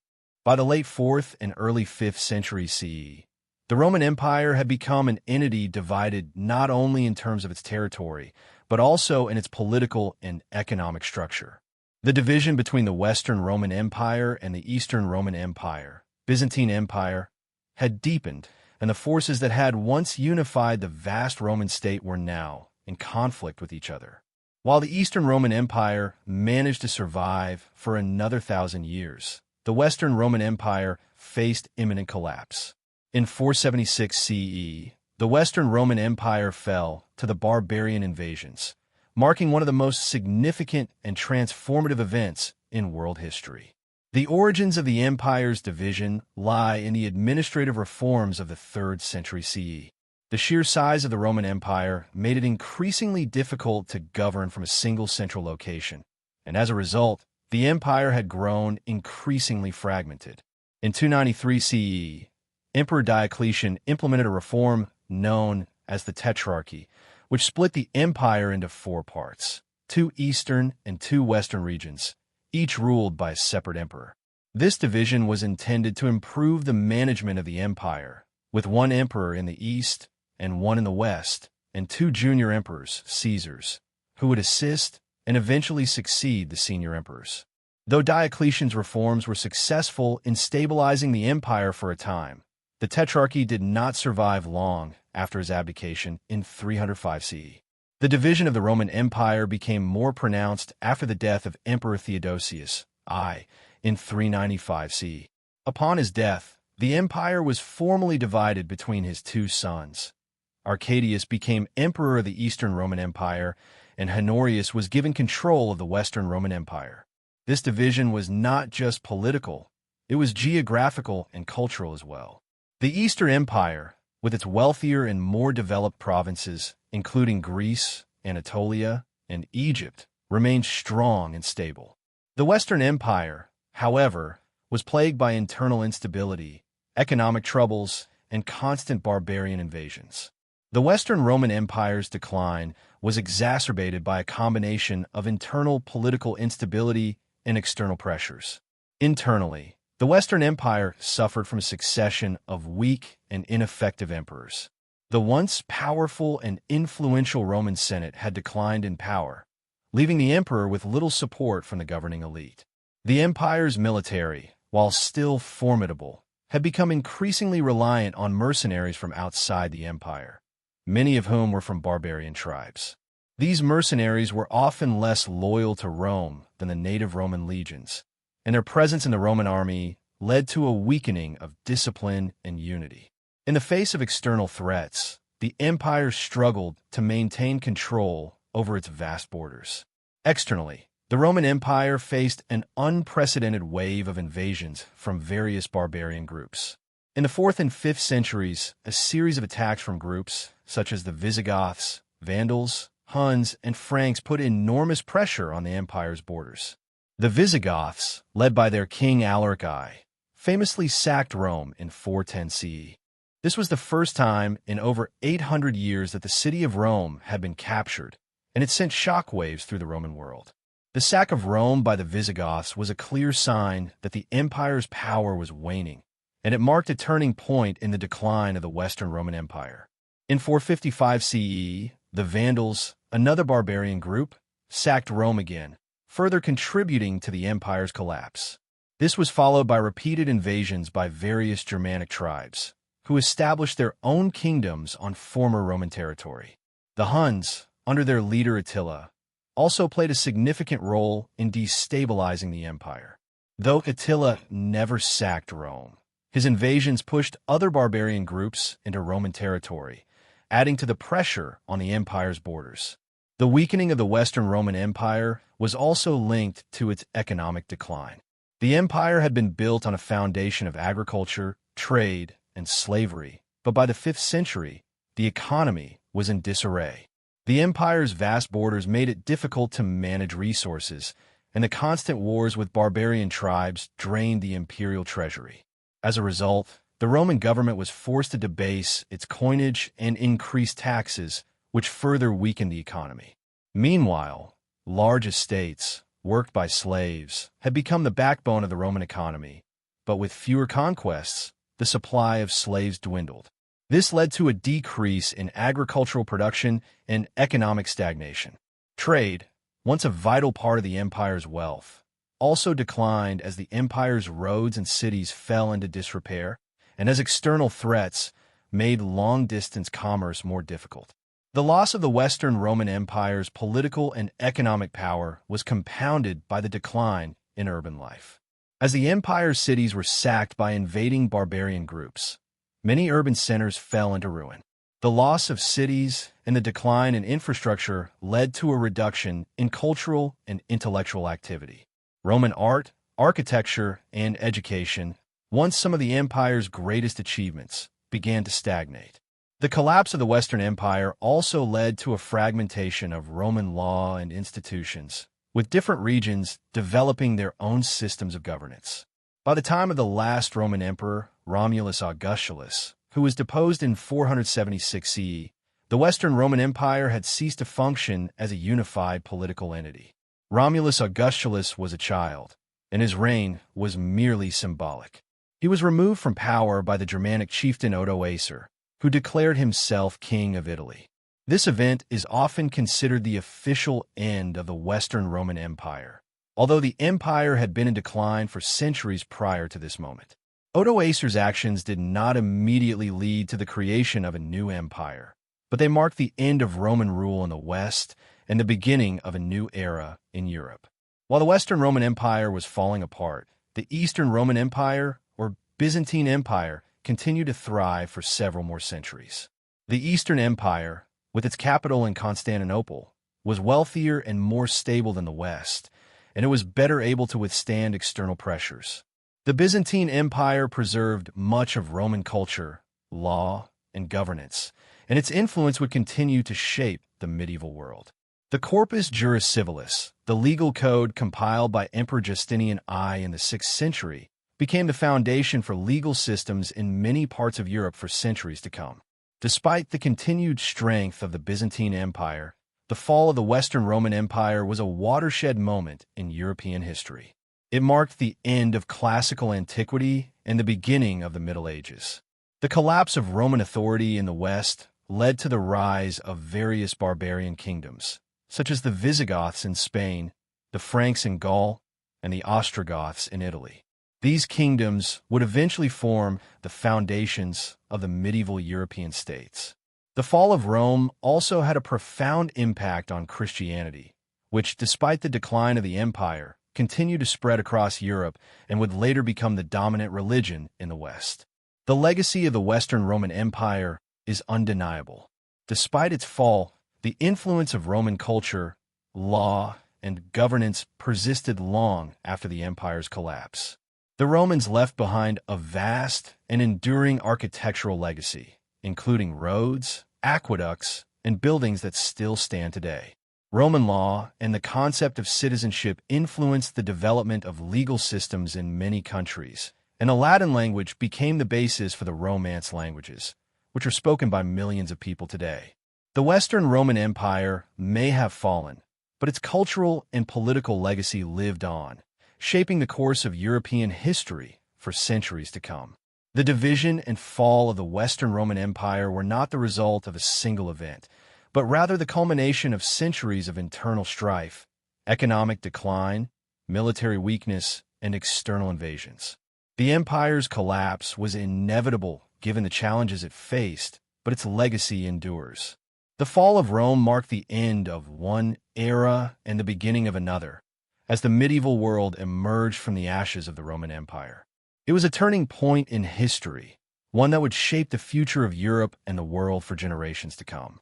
While the fall of the Western Roman Empire in 476 CE signaled the end of Roman dominance in the West, the Eastern Roman Empire, known as the Byzantine Empire, continued to thrive for almost 1,000 years. Centered around its capital, Constantinople, the Byzantine Empire preserved much of the Roman legacy, both in terms of culture and governance, but it also adapted to the changing world around it. Over the course of its long history, the Byzantine Empire became a unique blend of Roman, Greek, Christian, and Eastern influences. Its enduring influence on both the medieval world and the modern era makes it one of the most important and fascinating civilizations in history. The division of the Roman Empire into two halves, East and West, in the 4th century CE set the stage for the emergence of the Byzantine Empire as a distinct entity.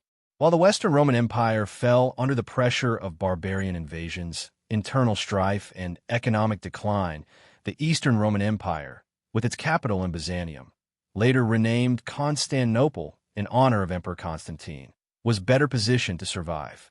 The Eastern Empire had more resources, a wealthier population, and a strategically advantageous location that allowed it to defend its borders more effectively.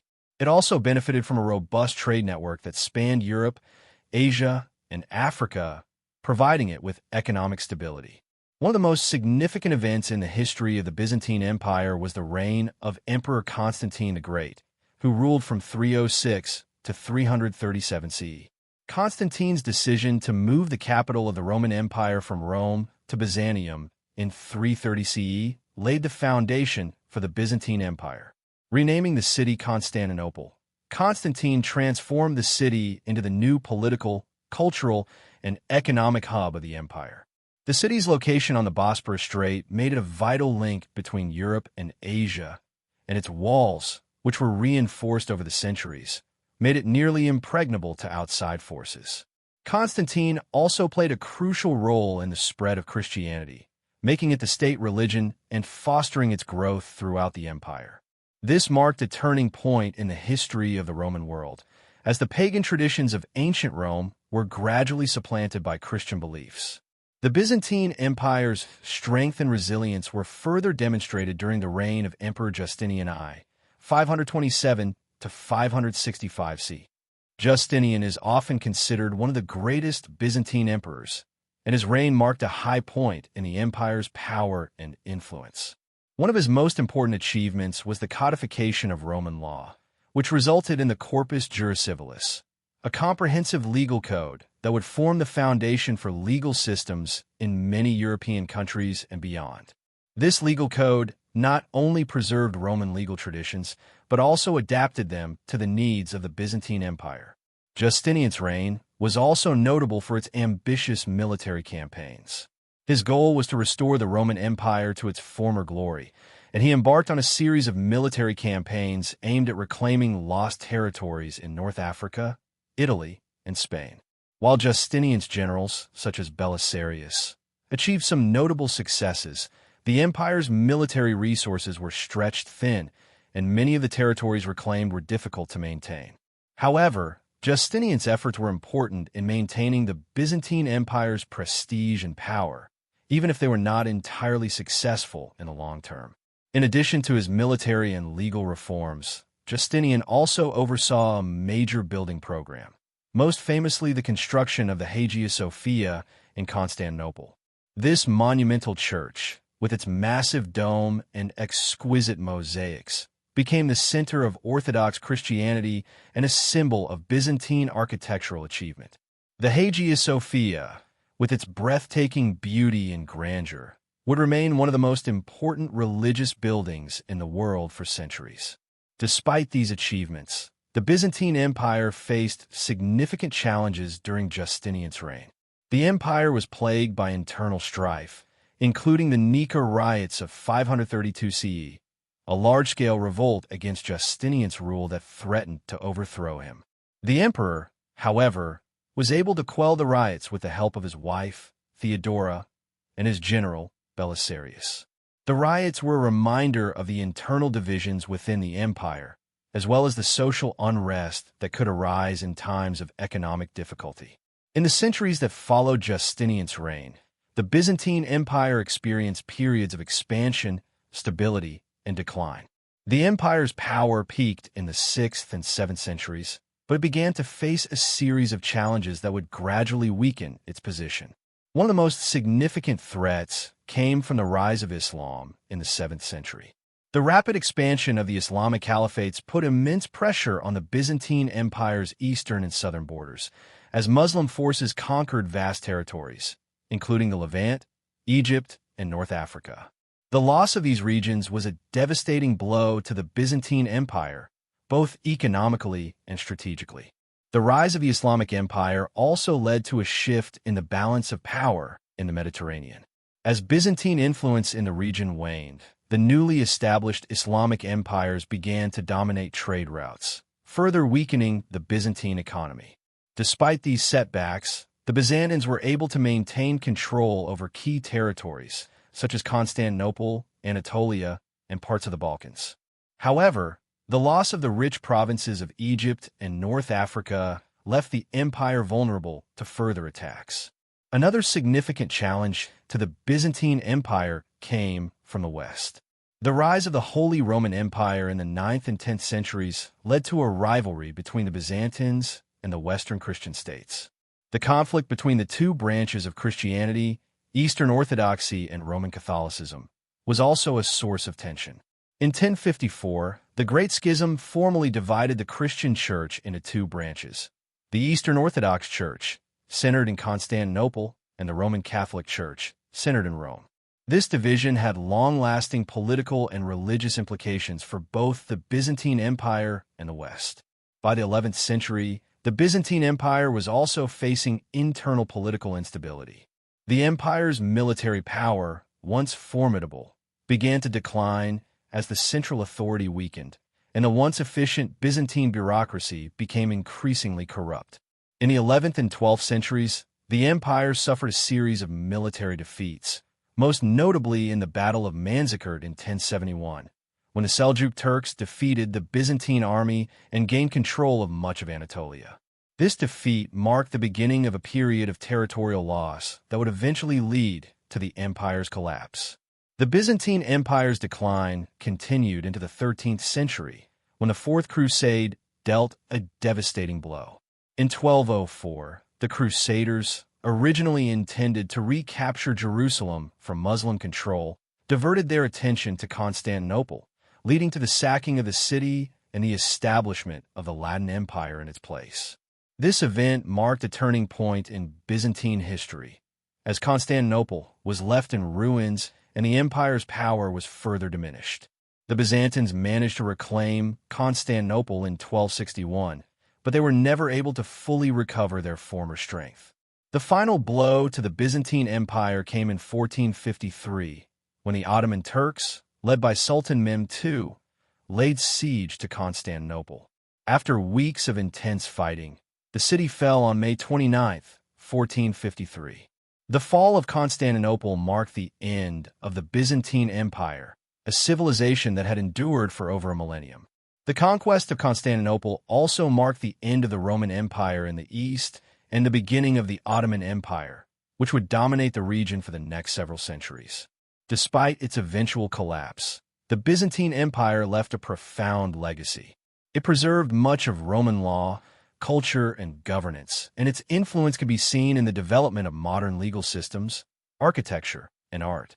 The Byzantine Empire also played a key role in preserving and transmitting classical Greek and Roman knowledge to the Islamic world and, later, to the European Renaissance. Its role in the preservation of Christianity and its development of Eastern Orthodox Christianity had lasting religious and cultural implications. The Byzantine Empire was, in many ways, the bridge between the ancient and medieval worlds, and its legacy continues to resonate in the Eastern Mediterranean and beyond. The 7th century CE marked one of the most transformative periods in the history of the Mediterranean world, as the rise of Islam began to shift the balance of power. In the space of just a few decades, the nascent Islamic Caliphate grew from a small religious movement in the Arabian Peninsula to a vast empire that would challenge the Byzantine Empire and reshape the political and religious landscape of the region. The Byzantines, who had long been the dominant power in the Eastern Mediterranean, found themselves confronted by a new and dynamic force. The rise of Islam brought with it profound consequences for the Byzantine Empire, both militarily and culturally, setting the stage for centuries of conflict and cooperation between the two civilizations. The origins of Islam can be traced back to the early 7th century, when the Prophet Muhammad began receiving revelations in Mecca, located in present-day Saudi Arabia. Muhammad's message was one of monotheism, urging the worship of a single God, Allah, and calling for social justice, charity, and ethical conduct. His teachings attracted a following, and by the time of his death in 632 CE, Islam had already established itself as a powerful religious and political movement. Following Muhammad's death, the leadership of the Islamic community passed to the caliphs, who were seen as the successors and the leaders of the rapidly expanding Islamic State. The early Islamic conquests were swift and spectacular. Under the leadership of the first four caliphs, known as the Rashidun Caliphs, the Islamic army spread across the Arabian Peninsula, Syria, and into the Byzantine-controlled territories of Palestine and Egypt. The Byzantine Empire, which had once been the dominant power in the region, was caught off guard by the speed and effectiveness of these early Islamic forces. The Byzantine military, once the pride of the Roman world, was forced to contend with a new, highly motivated enemy that fought with religious fervor and a desire to spread the message of Islam. The first major clash between the Byzantines and the Islamic forces occurred in 636 CE at the Battle of Yarmouk, a decisive confrontation fought near the Yarmouk River in modern-day Syria. The battle was a turning point in the history of the Byzantine Empire, as the Byzantines suffered a catastrophic defeat at the hands of the Arab forces. The Byzantine army, under the command of Emperor Heraclius, was overwhelmed by the rapid and disciplined forces of the Rashidun Caliphate. The loss of the Battle of Yarmouk marked the beginning of the end for Byzantine control over the eastern provinces, including Syria and Palestine, which were soon incorporated into the Islamic Caliphate. The loss of Syria and Palestine to the Arabs was a significant blow to the Byzantine Empire.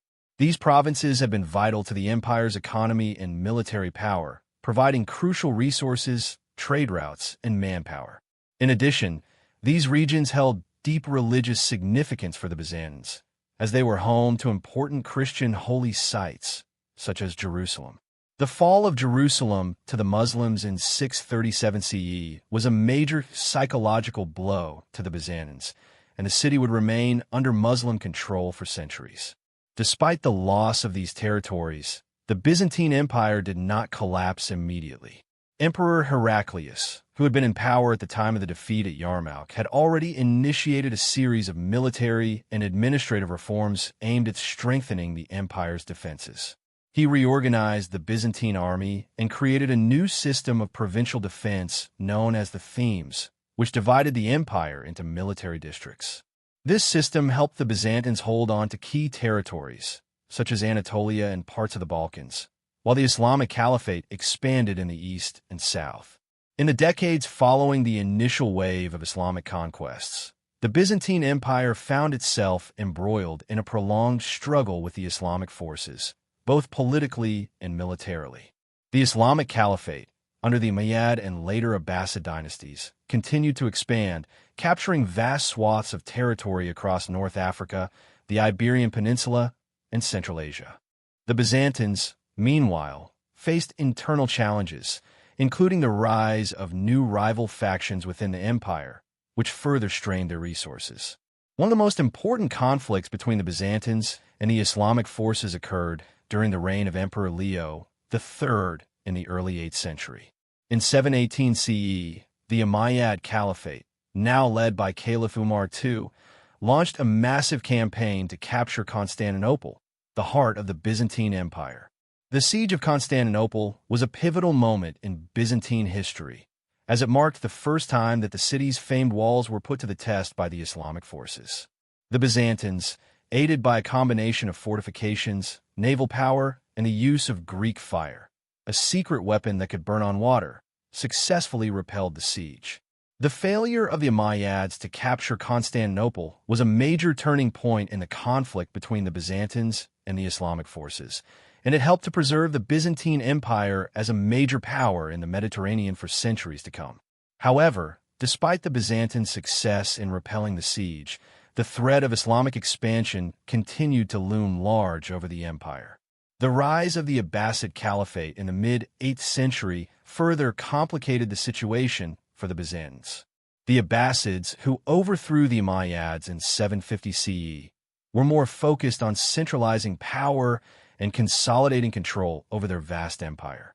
Yet, the ongoing conflict between the Byzantines and the Islamic forces did not subside. The Abbasid Caliphate and later Islamic states, such as the Seljuk Turks and the Ottoman Empire, would continue to challenge Byzantine control over key territories for centuries. By the 9th and 10th centuries, the Byzantine Empire had begun to stabilize and even recover some of the territory lost to the Arabs earlier. The Macedonian dynasty, which began with Emperor Basil I in 867 CE, ushered in a period of Byzantine resurgence. The empire regained control of parts of Anatolia, including key cities like Nicaea, and the Byzantine navy managed to gain control of the eastern Mediterranean once again. During this period, the Byzantine Empire also reached its cultural and intellectual zenith, with a flourishing of art, literature, and theology. The Macedonian Renaissance, as it is known, saw a revival of classical learning and the promotion of Orthodox Christianity as the central pillar of Byzantine identity. However, the Byzantine Empire was never able to fully recover the vast territories it had lost to the Islamic conquests in the 7th and 8th centuries. The Arab forces, particularly the Umayyads and Abbasids, remained a constant threat to Byzantine power in the east. The Byzantine Empire, while politically and militarily strong, was increasingly isolated from the rest of Europe, particularly as the Carolingian Empire in the west began to consolidate its power. This isolation left the Byzantine Empire vulnerable to future invasions, particularly from the rising power of the Seljuk Turks in the 11th century. The threat of the Seljuks came to a head in 1071 CE at the Battle of Manzikert, where the Byzantine army was decisively defeated by the Seljuk forces. This defeat led to the loss of most of Anatolia, a crucial region for the Byzantine Empire. It also paved the way for the rise of the Ottoman Turks, who would eventually conquer Constantinople in 1453, marking the final end of the Byzantine Empire. Despite its eventual decline, the Byzantine Empire's interactions with Islam played a major role in shaping the history of the Mediterranean world. The ongoing conflict and occasional cooperation between the two powers had a profound impact on both civilizations. The Byzantines, in their struggle to defend their empire, contributed significantly to the preservation of classical Greek and Roman knowledge, which would later be passed on to the Islamic world and eventually to Western Europe. Islamic scholars preserved and expanded upon the works of ancient Greek philosophers and scientists, and this knowledge would be transmitted to Europe during the Middle Ages, sparking the Renaissance. The cultural and religious exchanges between the Byzantines and the Islamic world also left a lasting legacy. The Byzantines and the Arabs shared many cultural and intellectual traditions, and despite their differences, they influenced one another in fields such as philosophy, medicine, mathematics, and art. The Byzantine Orthodox Church, while often in conflict with the Islamic caliphates, also influenced the development of Christianity in the Middle East, particularly among Christian communities living under Muslim rule. The rise of Islam and its impact on the Byzantine Empire cannot be overstated. The Islamic conquests fundamentally reshaped the political and religious landscape of the Mediterranean, leaving the Byzantine Empire to defend its shrinking territories against an increasingly powerful adversary. Yet, the Byzantines proved resilient, adapting to the changing world around them while preserving much of their Roman heritage. The complex relationship between the Byzantine Empire and the Islamic world set the stage for centuries of conflict, cultural exchange, and eventual transformation, both for the Mediterranean region and the broader world. The Crusades were a series of religiously motivated military campaigns launched by Western European Christians from the late 11th century to the 15th century. They were primarily aimed at recapturing the Holy Land from Muslim control and defending Christendom from perceived external threats. While the Crusades are often viewed as a defining feature of the medieval era, they were also marked by complex interactions between Christianity, Islam, and the Byzantine Empire. The Crusades were not only religious in nature, but also deeply intertwined with political, economic, and social factors. For the Byzantine Empire, the Crusades represented both an opportunity for assistance and a source of immense conflict, as the Western European powers sought to exert their influence over the East. The origins of the Crusades can be traced back to the long-standing conflict between the Byzantine Empire and the Islamic caliphates. Following the rise of Islam in the 7th century, the Byzantine Empire had faced a series of devastating losses to Muslim forces, culminating in the loss of its eastern provinces, including Jerusalem, to the Arabs. For centuries, the Byzantines struggled to maintain control over their shrinking territory in Anatolia and the Balkans, while the Holy Land remained under Muslim control. However, by the late 11th century, the Byzantine Empire was in a weakened state, and the rise of the Seljuk Turks in the eastern Mediterranean posed a serious threat to Constantinople itself. In 1095, Emperor Alexios I Komnenos of the Byzantine Empire requested military assistance from the Pope, Urban II, to defend his empire against the Seljuk Turks. At this point, the Byzantine Empire had been pushed to the brink of collapse, and the threat of Seljuk expansion was growing. Alexios appealed to Pope Urban II, seeking aid from Western Europe to help repel the Turks and recapture lost territories. Pope Urban II, however, saw an opportunity to not only assist the Byzantines, but also to unite Christendom under his leadership. Urban called for a holy war to reclaim the Holy Land from Muslim control, and the First Crusade was born. In 1096, thousands of knights, peasants, and clergy from across Europe responded to the call of the Pope and set out for Jerusalem. The First Crusade was launched with the goal of liberating the Holy Land and securing Christian control over sacred sites, such as the Church of the Holy Sepulchre in Jerusalem. The Crusaders, motivated by religious zeal, promised to fight for the glory of God and the salvation of their souls. The crusading army, known as the Franks in the East, marched across Europe, gathering support and resources along the way. The journey was long and difficult, but the Crusaders pressed on with a sense of divine purpose. The First Crusade culminated in the Siege of Jerusalem in 1099, where the Crusaders successfully captured the city from the Fatimid Caliphate.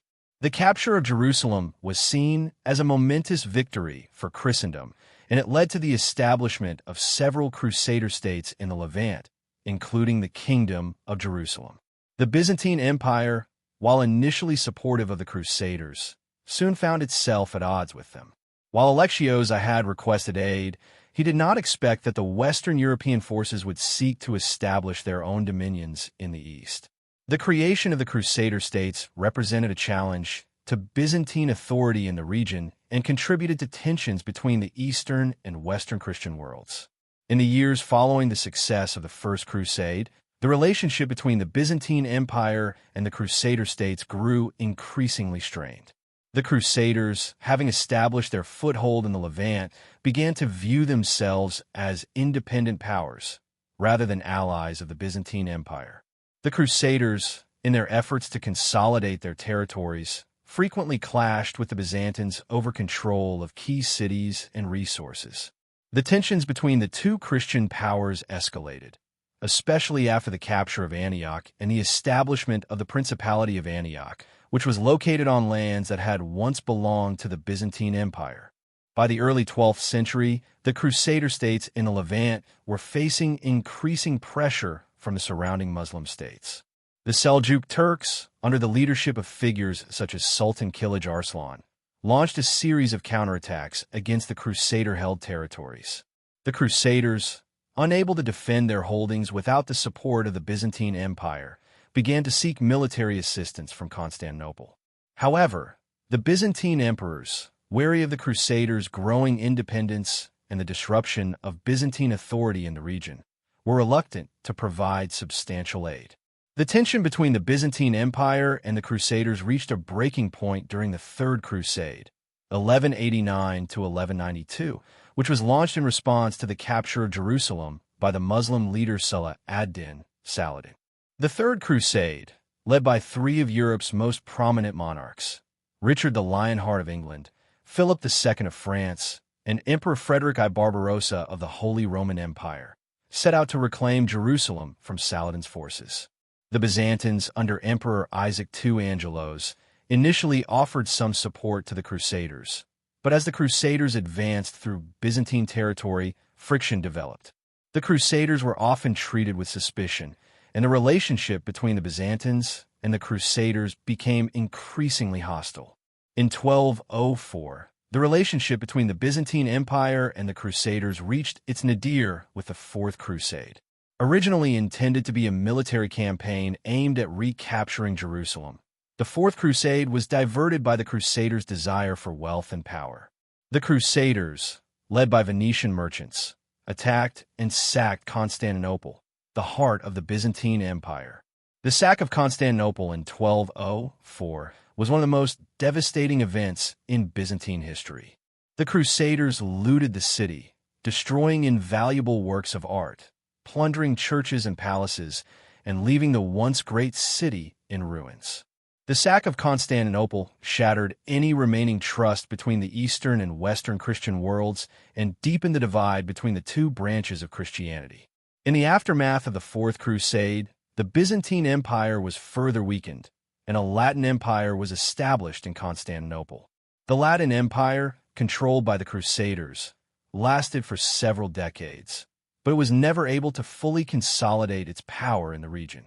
Meanwhile, the Byzantine Empire, now exiled to the city of Nicaea, began to regroup. In 1261, the Byzantines successfully recaptured Constantinople and restored the empire, but it was a shadow of its former self. The Latin occupation had left the Byzantine Empire politically fragmented, economically exhausted, and militarily vulnerable. The Crusades, while initially framed as religious wars to reclaim the Holy Land, had profound political and cultural consequences for the Byzantine Empire. The Crusaders' involvement in the East led to the creation of new political entities that competed with Byzantine authority and often undermined its power. The sacking of Constantinople in 1204 was a turning point that marked the beginning of the end for the Byzantine Empire, leading to its eventual collapse in 1453 when the Ottomans conquered the city. Despite the devastation brought by the Crusades, the legacy of the Crusader states and their interactions with the Byzantine Empire is complex. On one hand, the Crusades exacerbated the divisions between Eastern and Western Christianity, and the violence of the Crusader campaigns left deep scars on the Byzantine world. On the other hand, the Crusades also facilitated cultural and intellectual exchanges between the East and the West. Byzantine scholars, fleeing the destruction of Constantinople, brought their knowledge to the West, where it played a pivotal role in the European Renaissance. The Crusades also left a lasting impact on the development of Western Christian thought, and their legacy can still be seen in the modern relationship between Christianity and Islam. The Crusades, in their entirety, were a period of religious and political conflict that reshaped the medieval world. For the Byzantine Empire, they represented both a call for assistance and a source of profound conflict, leading to centuries of rivalry and cooperation with the West. The Byzantine Empire, despite its decline during the Crusades, continued to influence both the Christian East and the West. The Crusades may have brought destruction, but they also left an indelible mark on the course of history, influencing the political and cultural dynamics of the Mediterranean for centuries to come. By the 11th and 12th centuries, the Byzantine Empire, once a powerful and resilient entity, began to show signs of decline.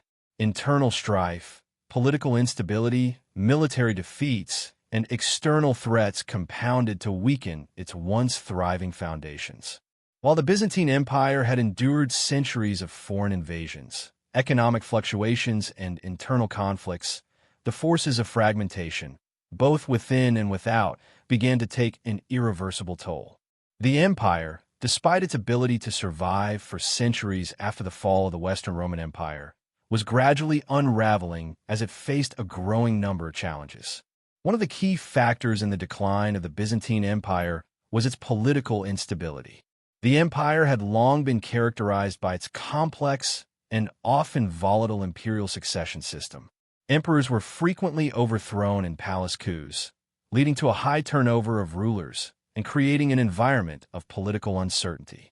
The lack of a clear and consistent method for imperial succession, combined with the concentration of power in the hands of few individuals, meant that the empire was vulnerable to internal divisions and infighting. This instability at the top often trickled down to the rest of the empire, with military commanders, nobles, and regional leaders vying for control or independence. One particularly significant period of internal turmoil occurred during the 11th century, when a Macedonian dynasty, which had brought a period of stability and military success, came to an end. The last emperor of this dynasty, Emperor Romanos IV Diogenes, 1068 to 1071, faced a series of challenges both externally and internally.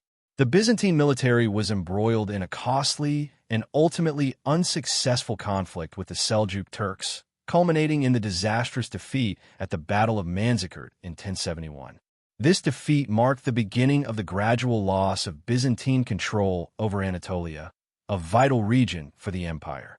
The loss of Anatolia, which had long been a breadbasket and military stronghold for the Byzantines, significantly weakened the empire's economic and military power. The aftermath of the Battle of Manzikert also led to a power vacuum within the Byzantine Empire.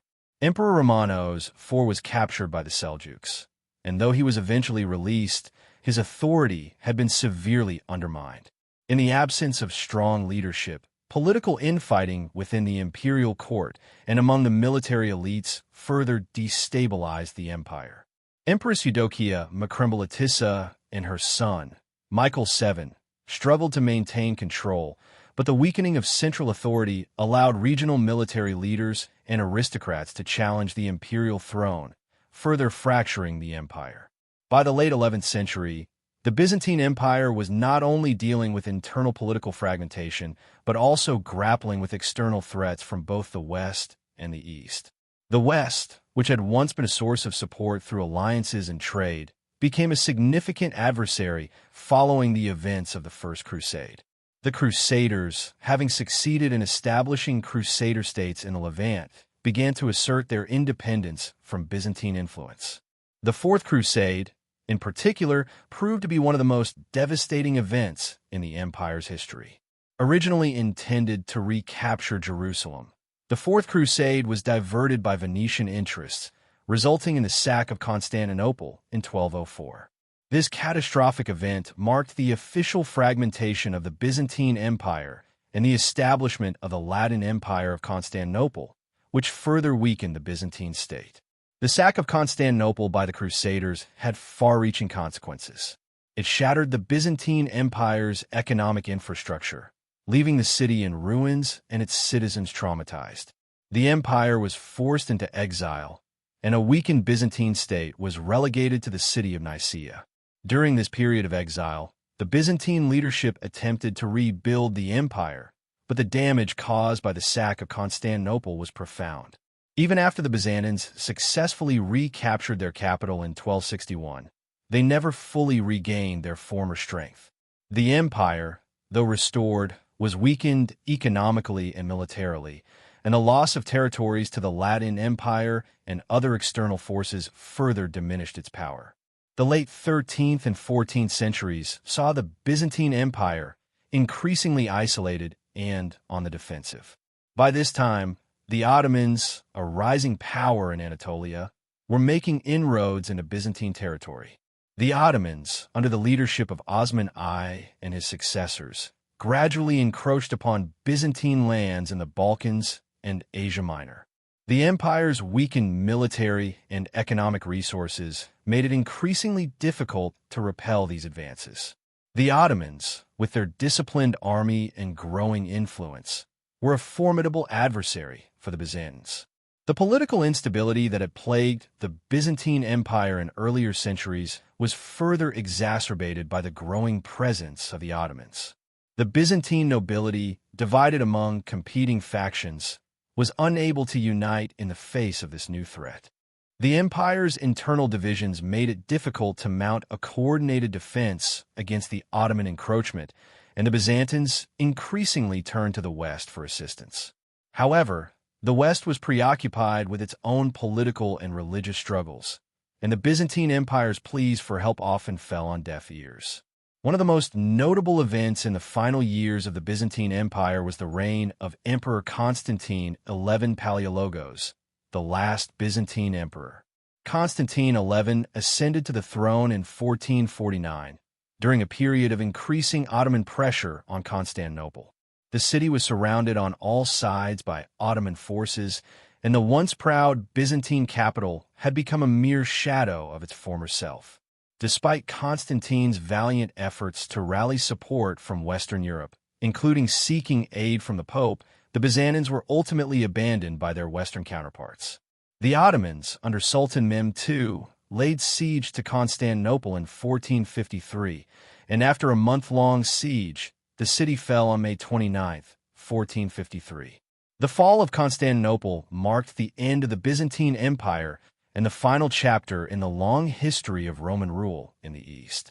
The fall of Constantinople to the Ottomans was not just the fall of the city. It marked the collapse of a civilization that had endured for over 1,000 years. The Byzantine Empire had, at its height, been one of the most powerful and influential empires in the world, preserving the legacy of Rome and shaping the course of European and Middle Eastern history. Its decline, however, was a result of a combination of internal strife, external pressures, and the inability to adapt to the changing geopolitical landscape of the medieval world.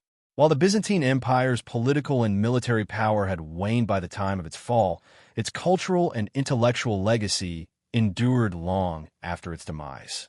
The Byzantines had preserved and transmitted ancient Greek and Roman knowledge to the Islamic world, which in turn passed it on to the West. Byzantine scholars and artists, fleeing the fall of Constantinople, played a significant role in the European Renaissance, contributing to the rediscovery of classical antiquity. Furthermore, the influence of Byzantine religious practices, particularly Orthodox Christianity, continued to shape the development of Christianity in Eastern Europe and the Balkans, where Orthodox Christianity remains the dominant faith.